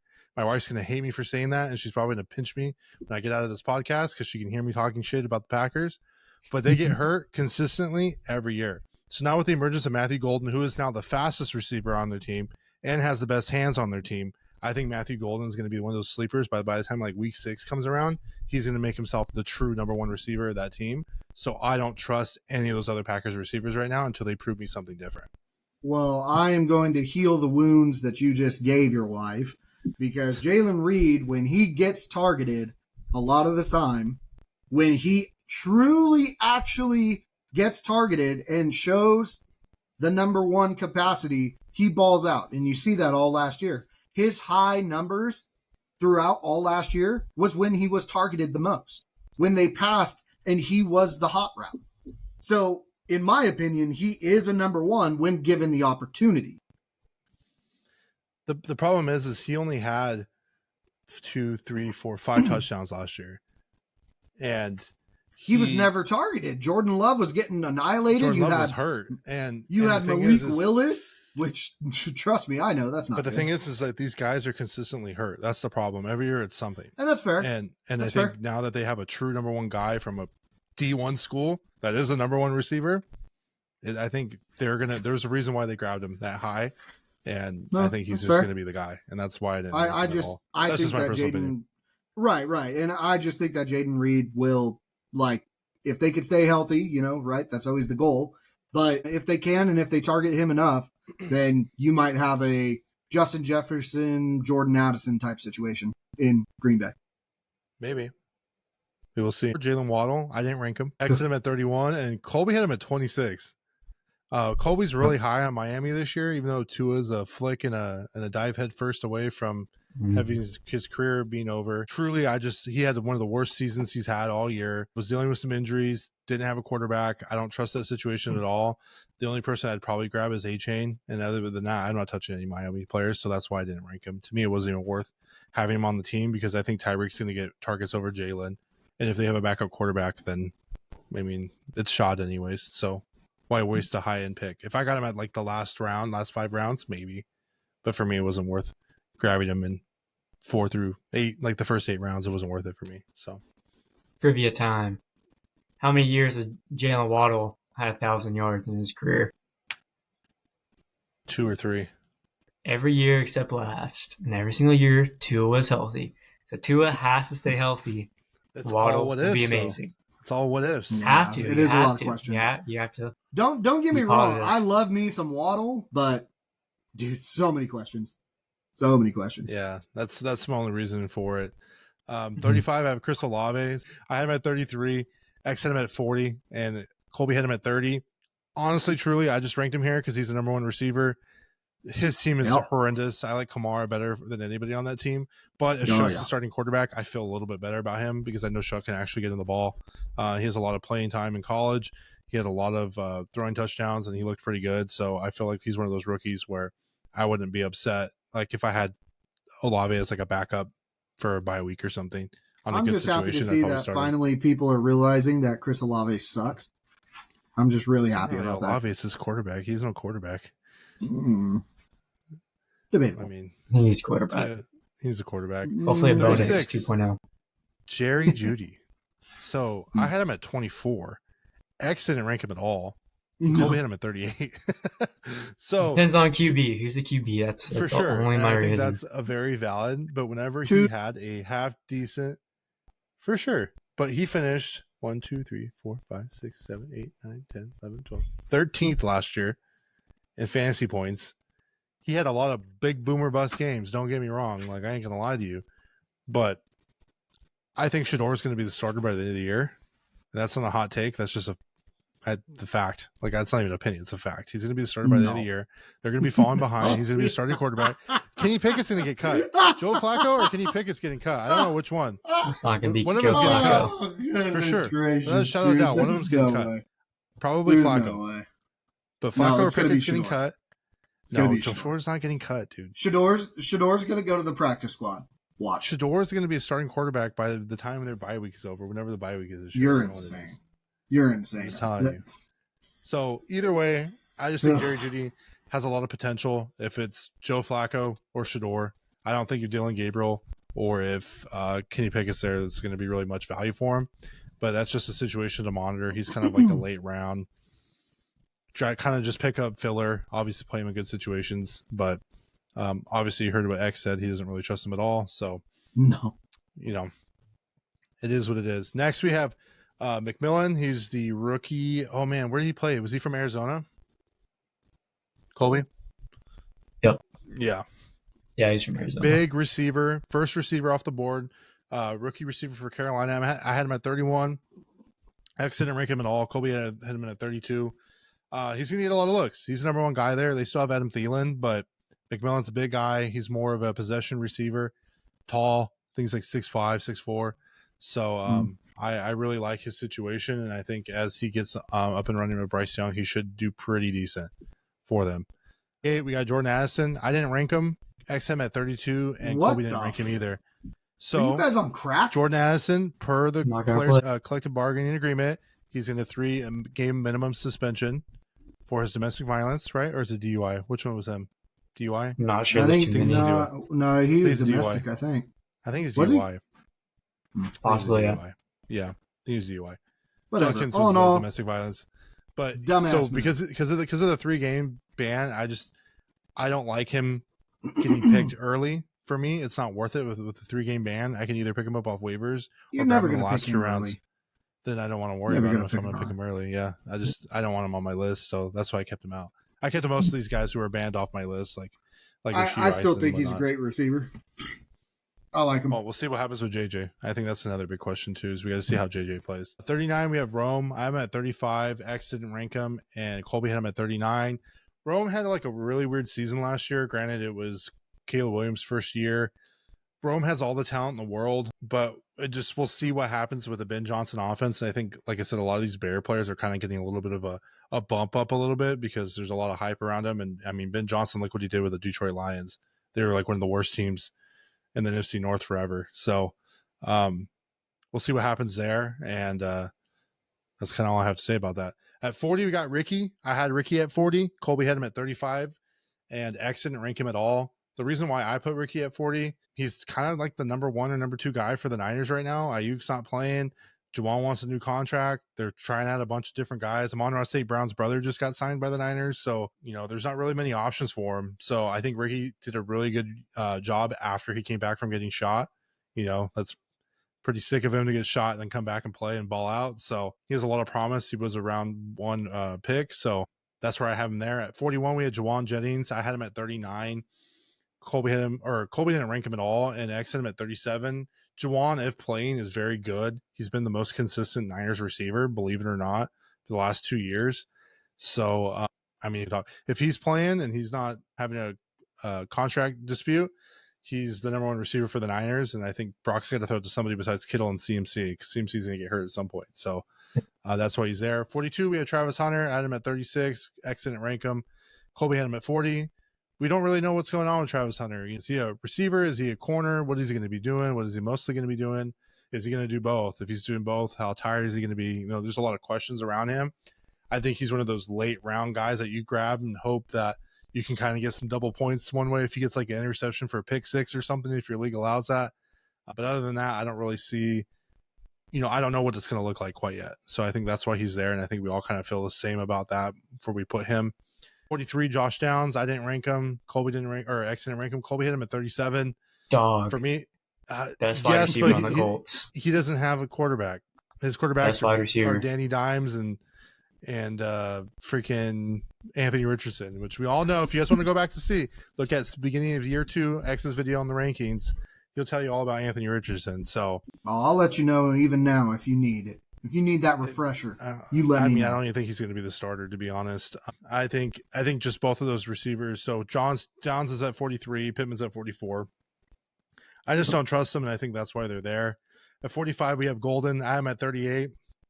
The other 2 boys didn't rank him. I kind of already gave my spiel about Matthew Golden. I just think he's going to be number 1. That's why I ranked him at some point. But he's kind of like a late round guy. And then Shakir is Khalil Shakir's at 46. I didn't rank him. Kolby didn't rank him. I set him at 39. He's there for the Buffalo Bills, but Josh Allen sure loves to run the ball or hand the ball off. So I don't really know. It's kind of like a big toss up there, but I would say he has definitely a lot of potential. So it's more of like a game by game situation for him. Next, we got the 2025 tight end rankings for this year, fantasy football. Number 1 across the board, Brock Bowers. I don't think there's really much to say. He was the number one tight end last year. Geno Smith's going to be there. Even though I do think they're going to be a run-first offense, he is the best fantasy tight end in football. I wouldn't say he's the best tight end in football, but he's the best receiving fantasy tight end in football. And I don't see any reason why if someone wanted to pick him in the first round, I would not be upset. He's kind of like the new Travis Kelce, if that makes sense, from 2 years ago, 3 years ago. And I think most people can be very confident in grabbing him. Next is George Kittle at number 2. I had him at 2. Kolby had him 2. X had him at 6 because X is a Niner hater for whatever reason. George Kittle, in my opinion, is the best overall tight end in football just because of how much he can block and play a lot and make the game move. Very utility-based, blocking, catching, setting up plays, motions, and honestly, he was the number 3 tight end last year, and Brock needs to throw to somebody, so that's why I think I like George at 2. X, why do you have him so low at 6? Because I don't think with the 49ers imploding offseason, I don't see him getting the type of non-attention that he's used to. I think that everybody knows that he's a good tight end, knows what he can do, knows that he can be a threat, and there's nobody else that's really going to be worth double covering or anything along those lines. I mean, all you're going to do essentially is you're going to have your middle linebacker stay up to cover CMC at best. You got Juan Jennings on the outside, which personally I would even feel comfortable with a one-on-one matchup. And you're going to, I mean, if it comes to it, you can have that safety help over the top for your corner, your nickel corner, or even your outside linebacker to help cover over Kittle. And Kittle's not going to be able to do anything. Kolby, anything to add? No. That's it. All right. 3, Trey McBride. I had him at 3, X at 5, Kolby at 3. Trey McBride was the number 2 tight end last year. He was only 1 reception short from Brock Bowers, and the difference is the touchdowns, unfortunately. I mean, just Brock had more touchdowns. Trey McBride's been very good for the last couple of years, and I mean, really, it's going to depend on Kyler, but really, I mean, we're pretty consistent, pretty similar where we have him at. I think Trey will be fine. It's just really going to come down to Kyler. Yeah. Number 4, we have Travis Kelce. I have him at 4. X has him at 2, and Kolby has him at 5. So for me, I think Travis Kelce from 2-3 years ago, no problem making him top 2, the guy at tight end, right? Unless your name was Rob Gronkowski, that'd be like the only other tight end that I'd want to draft back then.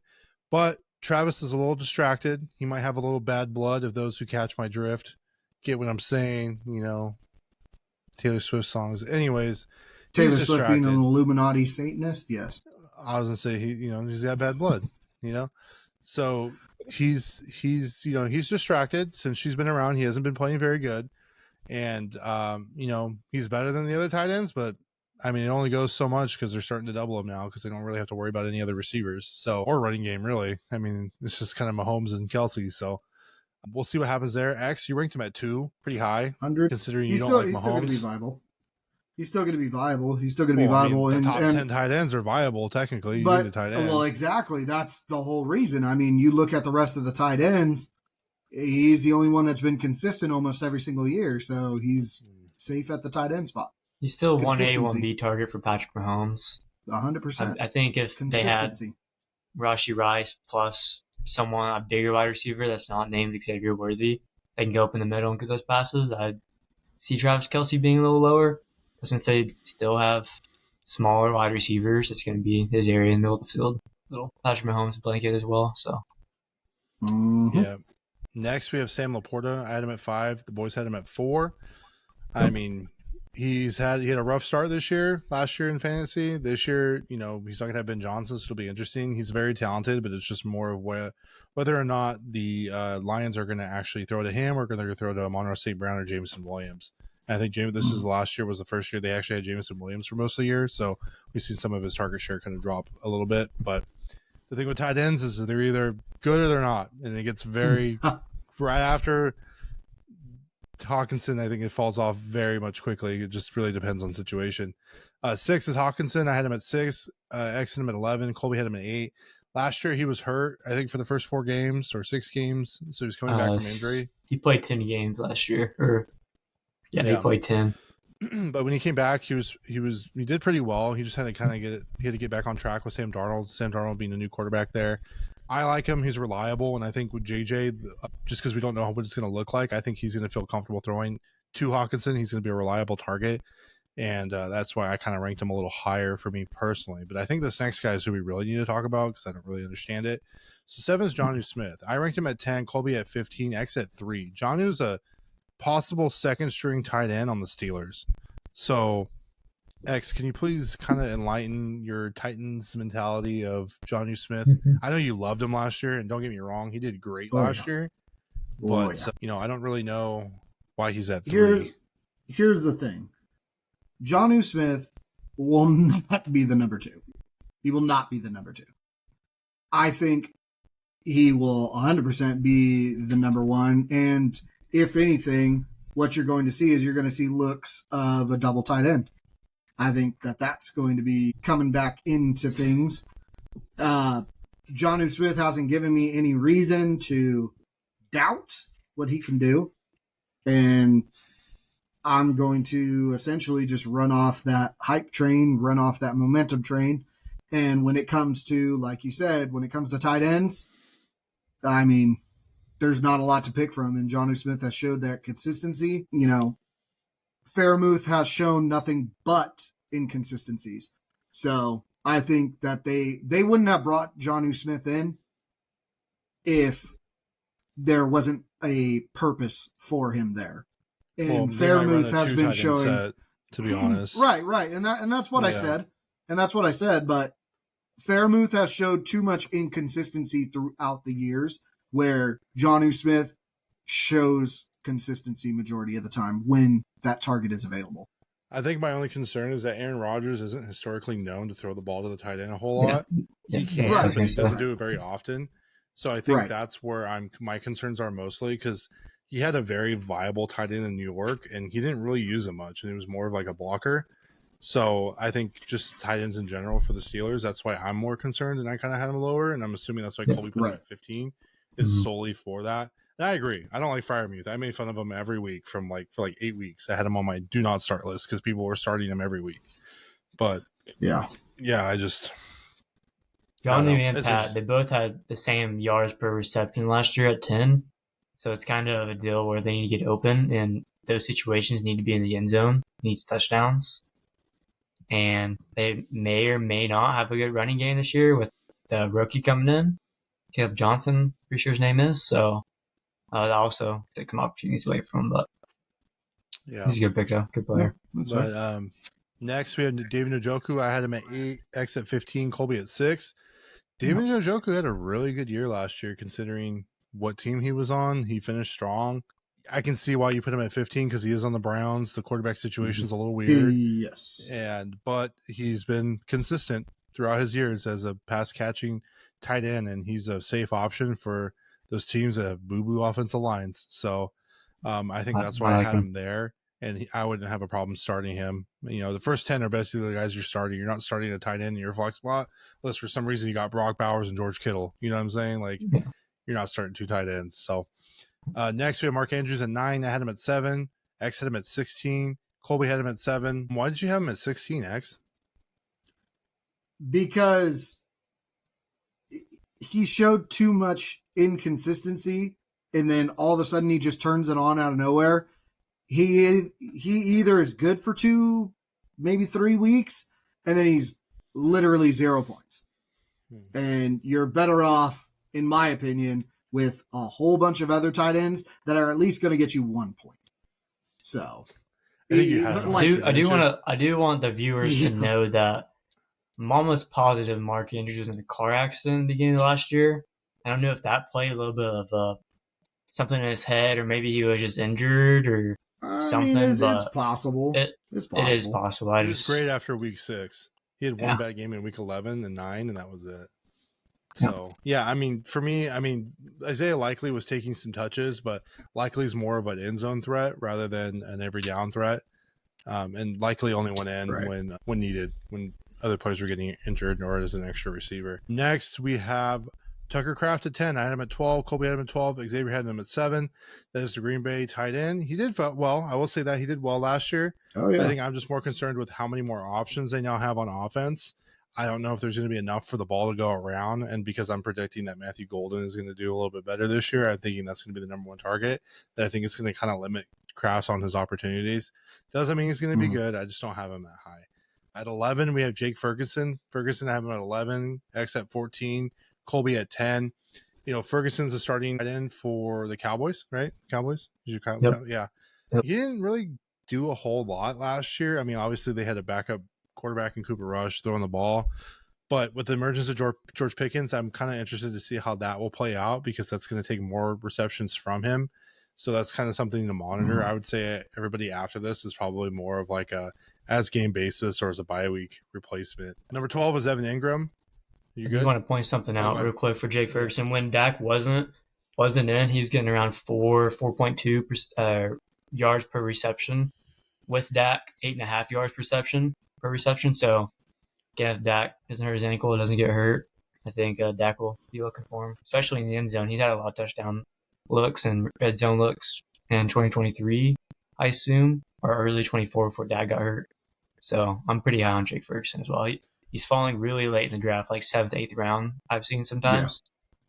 So, I mean, if draft doesn't work out and you don't get the tight end you want, you can pick up some more value adds and pick them up late. For sure. Next, we have 12 Evan Ingram. I have him at 9, X at 17, Kolby at 11. Evan Ingram has been pretty consistent when he's not hurt. What team was he on last year? He's on Jacksonville. He was a Jags. He was in Jacksonville. Now he's on Denver. Yeah, so now he's that's with kind of Denver, why I scored him a little higher. Just Bo Nix is a thrower, and he's the starting guy there in Denver. And I really like his receiving upside, so I put him at 9. I mean, obviously, we're a little kind of all over the place on this one, but yeah, it's kind of just a wait and see kind of thing. We really don't know. We don't know what the season's going to look like, but our pre-rankings, this is where we have him. 13's Hunter Henry. I have him at 15, X8. Kolby at 16. Hunter Henry didn't do bad last year, considering, it's been a little bit since we've talked about him, I feel like, in fantasy-wise, because he's always been kind of down. He has great years in San Diego, now LA. And, he's going to be Drake May's kind of guy there. So, kind of keep an eye on him. 14, Colston Loveland. So this is the guy we're going to talk about, because I have him at 13. Yeah. X didn't rank him at all, which is wild. And Kolby has him at 9. So he, to me, is more like a George Kittle type of tight end. He was the first tight end taken in the draft. He's going to Chicago at a Ben Johnson offense. I'm high on the Bears players right now. Obviously, X is not.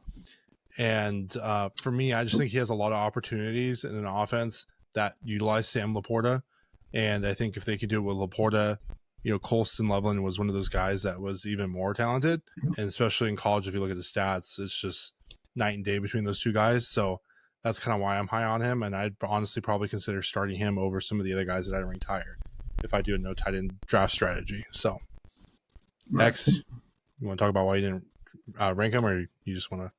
He's a rookie. I don't like the Bears. Move on. He's a rookie. Honestly, dude, he's a rookie. Tight ends are already so question marked anyways. The last thing I want to do is add a rookie into that equation as well. I mean, I understand, for those that get, the Brock Bowers, the Sam Laportas on their rookie times. But if I was going to put a rookie out there, we'll get to the one. Yeah, that unbelievable. I watched the film on him, and this guy can actually catch the ball. He can block. He can beat Ben Johnson. And we saw what Caleb Williams can do with Cole Kmet last year in a couple of games. And I think Colston Loveland's going to go in there, and he's going to have a Brock Bowers, maybe not record-setting, but he's going to have a really good rookie year. We've seen it, and I'm pretty high on him. I'm hoping to land Jake Ferguson and Loveland in my drafts and playoff schedule and playoff matchups. Next, we got Dalton Kincaid at 15. I had him at 17. X at 12. Kolby at 14. He's a tight end for Josh Allen. He did okay last year. It's just for him, like 2 years ago, he had a really good year, and it's just really more if Josh Allen's going to throw the ball to him or not. And that's really what it comes down to. Lately, Josh Allen's just been kind of running the ball in. for touchdowns, so it's kind of taking a lot of those opportunities away from Don't blame everybody. him. So I don't blame him either. 16, we He's have got Kate nobody on. to throw to. I had Kate at 19. You guys had him at 10 and 18. So for me, I kind of ranked him a little lower. He had a great year last year, but I think with Godwin coming back and Mike Evans being healthy, I just don't know. And I think they just drafted a receiver too, didn't they? Just drafted a first-round receiver, and they had McMillan from last year, so right. a So lot they of hands. They're going to be they touching have the a ball. lot of hands there. So for me, I kind of ranked him a little lower. I wouldn't be upset if you grabbed him, especially if you're doing a no tight end draft strategy, because he might. Baker's got to throw to somebody, and if everyone's covered, he's going to throw up the middle because he's really established that repertoire with him. 17 is Tyler Warren. Tyler Warren plays for the Colts, tight end, ranked 14 me, X13, Kolby 21. I don't really like the quarterback situation, but someone's got to get the ball there. And I guess to me, it's more of like when it comes to tight ends, maybe it's going to be more of like a second half kind of year thing where he might be able to start doing something. But he's great for dynasty leagues. I will say that. He's a great pickup for dynasty leagues. Teen Dallas Goedert, I have him at 16. X didn't even rank the guy, and Kolby had him at 13. He was dealing with some injuries, but he's very consistent for Jalen Hurts when he is out there and playing. But I'm surprised you didn't rank him at all. You just don't trust him, or no? Honestly, just no. Sounds like you had him on your fantasy team when he was hurt or something. But 19, we have Zach Ertz. I didn't rank him. Kolby didn't rank him. X had him at 9. Yes, he finished top 7 last year. But for the people that only care about statistics, this is a little. Well, it's awkward. It's weird when the guy who thinks Jaden's going to have a regression year, you put him really high on your list. But Zach Ertz is getting a little older. He has been injury prone in the past. I am just concerned with that. But I will say, if the deal doesn't get done with Scary Terry, he's going to go way up in my draft because he's going to be the only viable receiver there that's going to be kind of know what Jaden Daniels has going on there because Debo's new. So kind of look out for that. 20, we have Mike Gesicki. He's the tight end for Cincinnati. I'm at 18. X didn't rank him. Kolby has him at 17. Really, at this point, he's a starter, but Burrow's mostly throwing to Chase, Higgins, and Chase Brown or Zach Moss. So he can get some plays, but it's more of a game-by-game basis, honestly. 21's Kyle Pitts. I didn't rank him. The boys had him at 18 and 19. I don't trust Kyle Pitts at all. Someone who's had him like this year's his year, this year's his year, this year's his year. He's never had a good year. I mean, I think he's maybe had like 1 or 2 good games this past year, and then there's so many questions with Michael Penix. We just don't know, and I don't really trust him. He hasn't really shown us that he could be that guy. So honestly, I would just avoid drafting him altogether. 22, there's Chig. I didn't rank him. The boys had him at 19 and 20. He plays for the Titans. That's their tight end, and that's probably why X ranked him. He did fine towards the end of the year. I will give him that.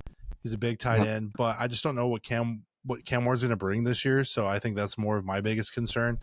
Very well, week 1, week 2, week 3 rankings could change very quickly based on matchups and stuff. So I wouldn't be mad if people drafted him. I like tight ends with rookie quarterbacks. Yes. I don't know what it is, but I just like tight ends. Oh, no, it's 100% a thing. It's 100% a thing. I mean, one, they don't want to mess up. They don't want to get benched. I mean, he was the number 1 overall pick. So, I mean, not like it's going to happen, but at the same time, like, he's open up the middle. He's going to trust the tight end, and he played really good last year. It's actually pretty fast from what I've seen on some film. And he won me my league last year, picked him up the last couple of weeks and played him. So, for tight ends, he would be my sleeper. Yeah, I like him. 23, we have Darren Waller. X and I ranked him at 20. Kolby didn't rank him at all. Honestly, at this point, I didn't know who to rank. Darren Waller's on the Miami Dolphins. It's just, I don't know, man. Like, I don't trust the Miami Dolphins at all this year. I think Waller has an opportunity. They liked Jonnu Smith, and Darren Waller is a pass catching tight end. So I think he fits the system. How he plays, though, that's a year off. He retired. Yeah. He gets injured all the time. Those are just questions that I have for him. Obviously, if you get a Tua, like Kolby keeps saying, for 17 games, yes, a lot of potential. Are we going to get Tua for 17 games? I would probably bet who knows? a lot of money that we won't. So that's just kind of where I'm at with that, and those are our rankings. So those are our rankings for quarterback, running back, receiver, and tight end. And just a reminder, this list is going to be on our website at www.encinasfiltered.com, where you can actually download it directly there as a PDF, and you'll have access to this entire thing. Very quickly, I just want to talk about the 2025, the draft kit, where this is specifically the top 150 PPR rankings. So I didn't make this exactly from like our list. This is what the mocks are looking like when I created this list. So it's color coordinated for receiver, running back, tight end, quarterback. I didn't include any defense. I didn't include kickers. They are picked throughout the draft, but it's more, honestly, if you're going to draft a kicker, you're probably taking freaking Brandon Aubrey from the Cowboys. I don't think anybody else is worth drafting. And for defense, you're grabbing like the Steelers or the Kansas City Chiefs or something. One thing to note is the Cowboys did lose their special teams coach. How do I know this? Because that boy's on the Titans now. Yeah. Thanks for the old creepy guy. He's good with special teams. But it's all color coordinated. If you want to check it out, you can go to the website and it's all there and you can print it out. Right now we're at 14 pages. We might be at 15 by the time we update it. I know Kolby wants to do some tier rankings, so we'll probably do some tier rankings on this as well. This kit itself will probably not be updated, but we'll be doing some weekly rankings that you can check out as well. Last thing, very quickly, I just want to let you know there's a rookie watch list that you can check out. And also we have on page 2, we have our sleepers and busts. So our sleepers this year we agreed on. This is all something we agreed on together. So I want to make sure we're uniform on something because their draft list sure wasn't. A lot of opinions here. So we thought Cam Ward being the number 1 overall pick, great arm, decent weapons. There's no expectations for him. So honestly, at 25 is nothing but up. And he can very well be a top 15 quarterback, just depending on how he decides to do this year. And obviously depends on the coach and the scheme. Travion Henderson, New England running back. Ooh, he has the instant starter vibes. He could be the starter by midseason, maybe in week 6, Ramondre fumbles a lot, so keep an eye on him. Devontae Adams, he's a new team, lots of opportunities, and a top defense. He could cut into Puka's target share, so he's somebody that I really like this year. And Colson Loveland, he's the first tight end that got drafted this year, reminds me of George Kittle, and a potentially explosive offense with Ben Johnson as a head coach. So look out for those guys. You could probably get them a little later in your drafts. Devontae is probably falling a little later than I think he should too, so consider grabbing some of those guys. So the bust, Patrick Mahomes. There's a high floor, low ceiling. He's going really high in the draft for whatever reason. People still love the Patrick Mahomes. He's not the same guy no more. It's different if he had Tyreek Hill, if he had a number 1 receiver, Devontae Adams, just somebody. But unfortunately, he doesn't. And I think it kind of is just going to limit him a little bit. So to me, it's not worth drafting him. James Cooks is another guy where he's getting drafted very high. To us, he's very touchdown dependent. And he's drafted really high, like a lot higher than what he's worth. So I think you should look for other running backs in that spot rather than drafting him. The next guy is Malik Neighbors, and we kind of talked about him a little bit. He's a great player with a bad quarterback, and I would draft cautiously. He doesn't have a great quarterback, Russell Wilson, Hall of Famer, but just he's not there no more. And it is a New York team, as X likes to constantly point out. And it's not against the player, it's just the team. Lastly, we have Travis Kelce as a bust. He has a high floor, low ceiling of the draft price, and he seems distracted. I wonder why. And we talked about it. If you want to see like in the tight end section, we did talk about it. But also what's nice is we put a little bye week planner here so you can see who has a bye week on what weeks. And so you can try to maybe hope to avoid the overlapping of your players there on those bye weeks. And I kind of talked about it before, but some of our tips, just draft for value, not name. Dual threat quarterbacks are going to be your friend. Don't be afraid to reach it late in the draft for the upside for the player that you want. It's okay. Go get your guy. People are going to give you crap for it, but it's okay. If you want a guy, go get him. And last, Matt, please monitor the training camp and before the season cuts, because those are going to be really important to see who's going to be a starter and who's not even worth picking up. And you could probably get them in the free agency on the waiver or whatever. So, but thanks for sticking around. Kind of like I said at the beginning of the entire episode. So we filmed this in its entirety. This whole entirety of the episode will be posted, but I'm going to be breaking up the quarterback, the running back, the receiver, and the tight end. So you'll be able to see those sections and within themselves. So it's a little easier if you want to see the list. Some of the things we really wanted to focus on was community engagement. So whether that's, comments, I thought about getting on TikTok because some of the guys are free and we'll probably do some live streaming and shoot some shit with the football. We've also talked about a fantasy league with some of the viewers. So if you're still around and you want to do something like that, let us know. You can DM me. I manage most of the social media accounts. We are considering doing that. So if there's enough interest in that, we will also consider doing that. So the next episode, we're going to be doing a mock draft. And if there's any viewers, in addition to the fantasy league we want to do with the viewers, we're going to be doing a mock draft and we're going to be filming it live. I mean, we're not going to be streaming it or anything, but we're going to be doing a voiceover and talking about our strategies and stuff to kind of help some of those newer or maybe some of those veteran players that kind of just want to see different people's perspectives of how they're thinking. So that'll probably be the next episode that you see. But if you're interested in that, please DM us. I run all the social media accounts, so feel free to DM me. If you know X personally or if you know Kolby personally, DM them and they can get back to me and we can get that working. We'll probably do a 10-man just because that's what the kind of the format we've been rocking with. So we'll do a 10-man mock draft and we'll even get you guys in here for some audio. I think that'd be pretty fun. I don't know how many people I can bring on to Riverside, but as X said in the beginning of this, we got new merch. Check out the merch. Go to the website, www.encinasunfiltered.com. You can see the merch. You can see all our social media links. You can see the latest episodes. You can listen to the audio. You can check our betting from week to week. You'll see our updated weekly rankings and much, much more. And you can download this kit. And if you haven't already, please like, follow, subscribe. Check us out. X, thank you for coming, sticking around. I know it was a long one for you. Kolby, I know it's really late for you.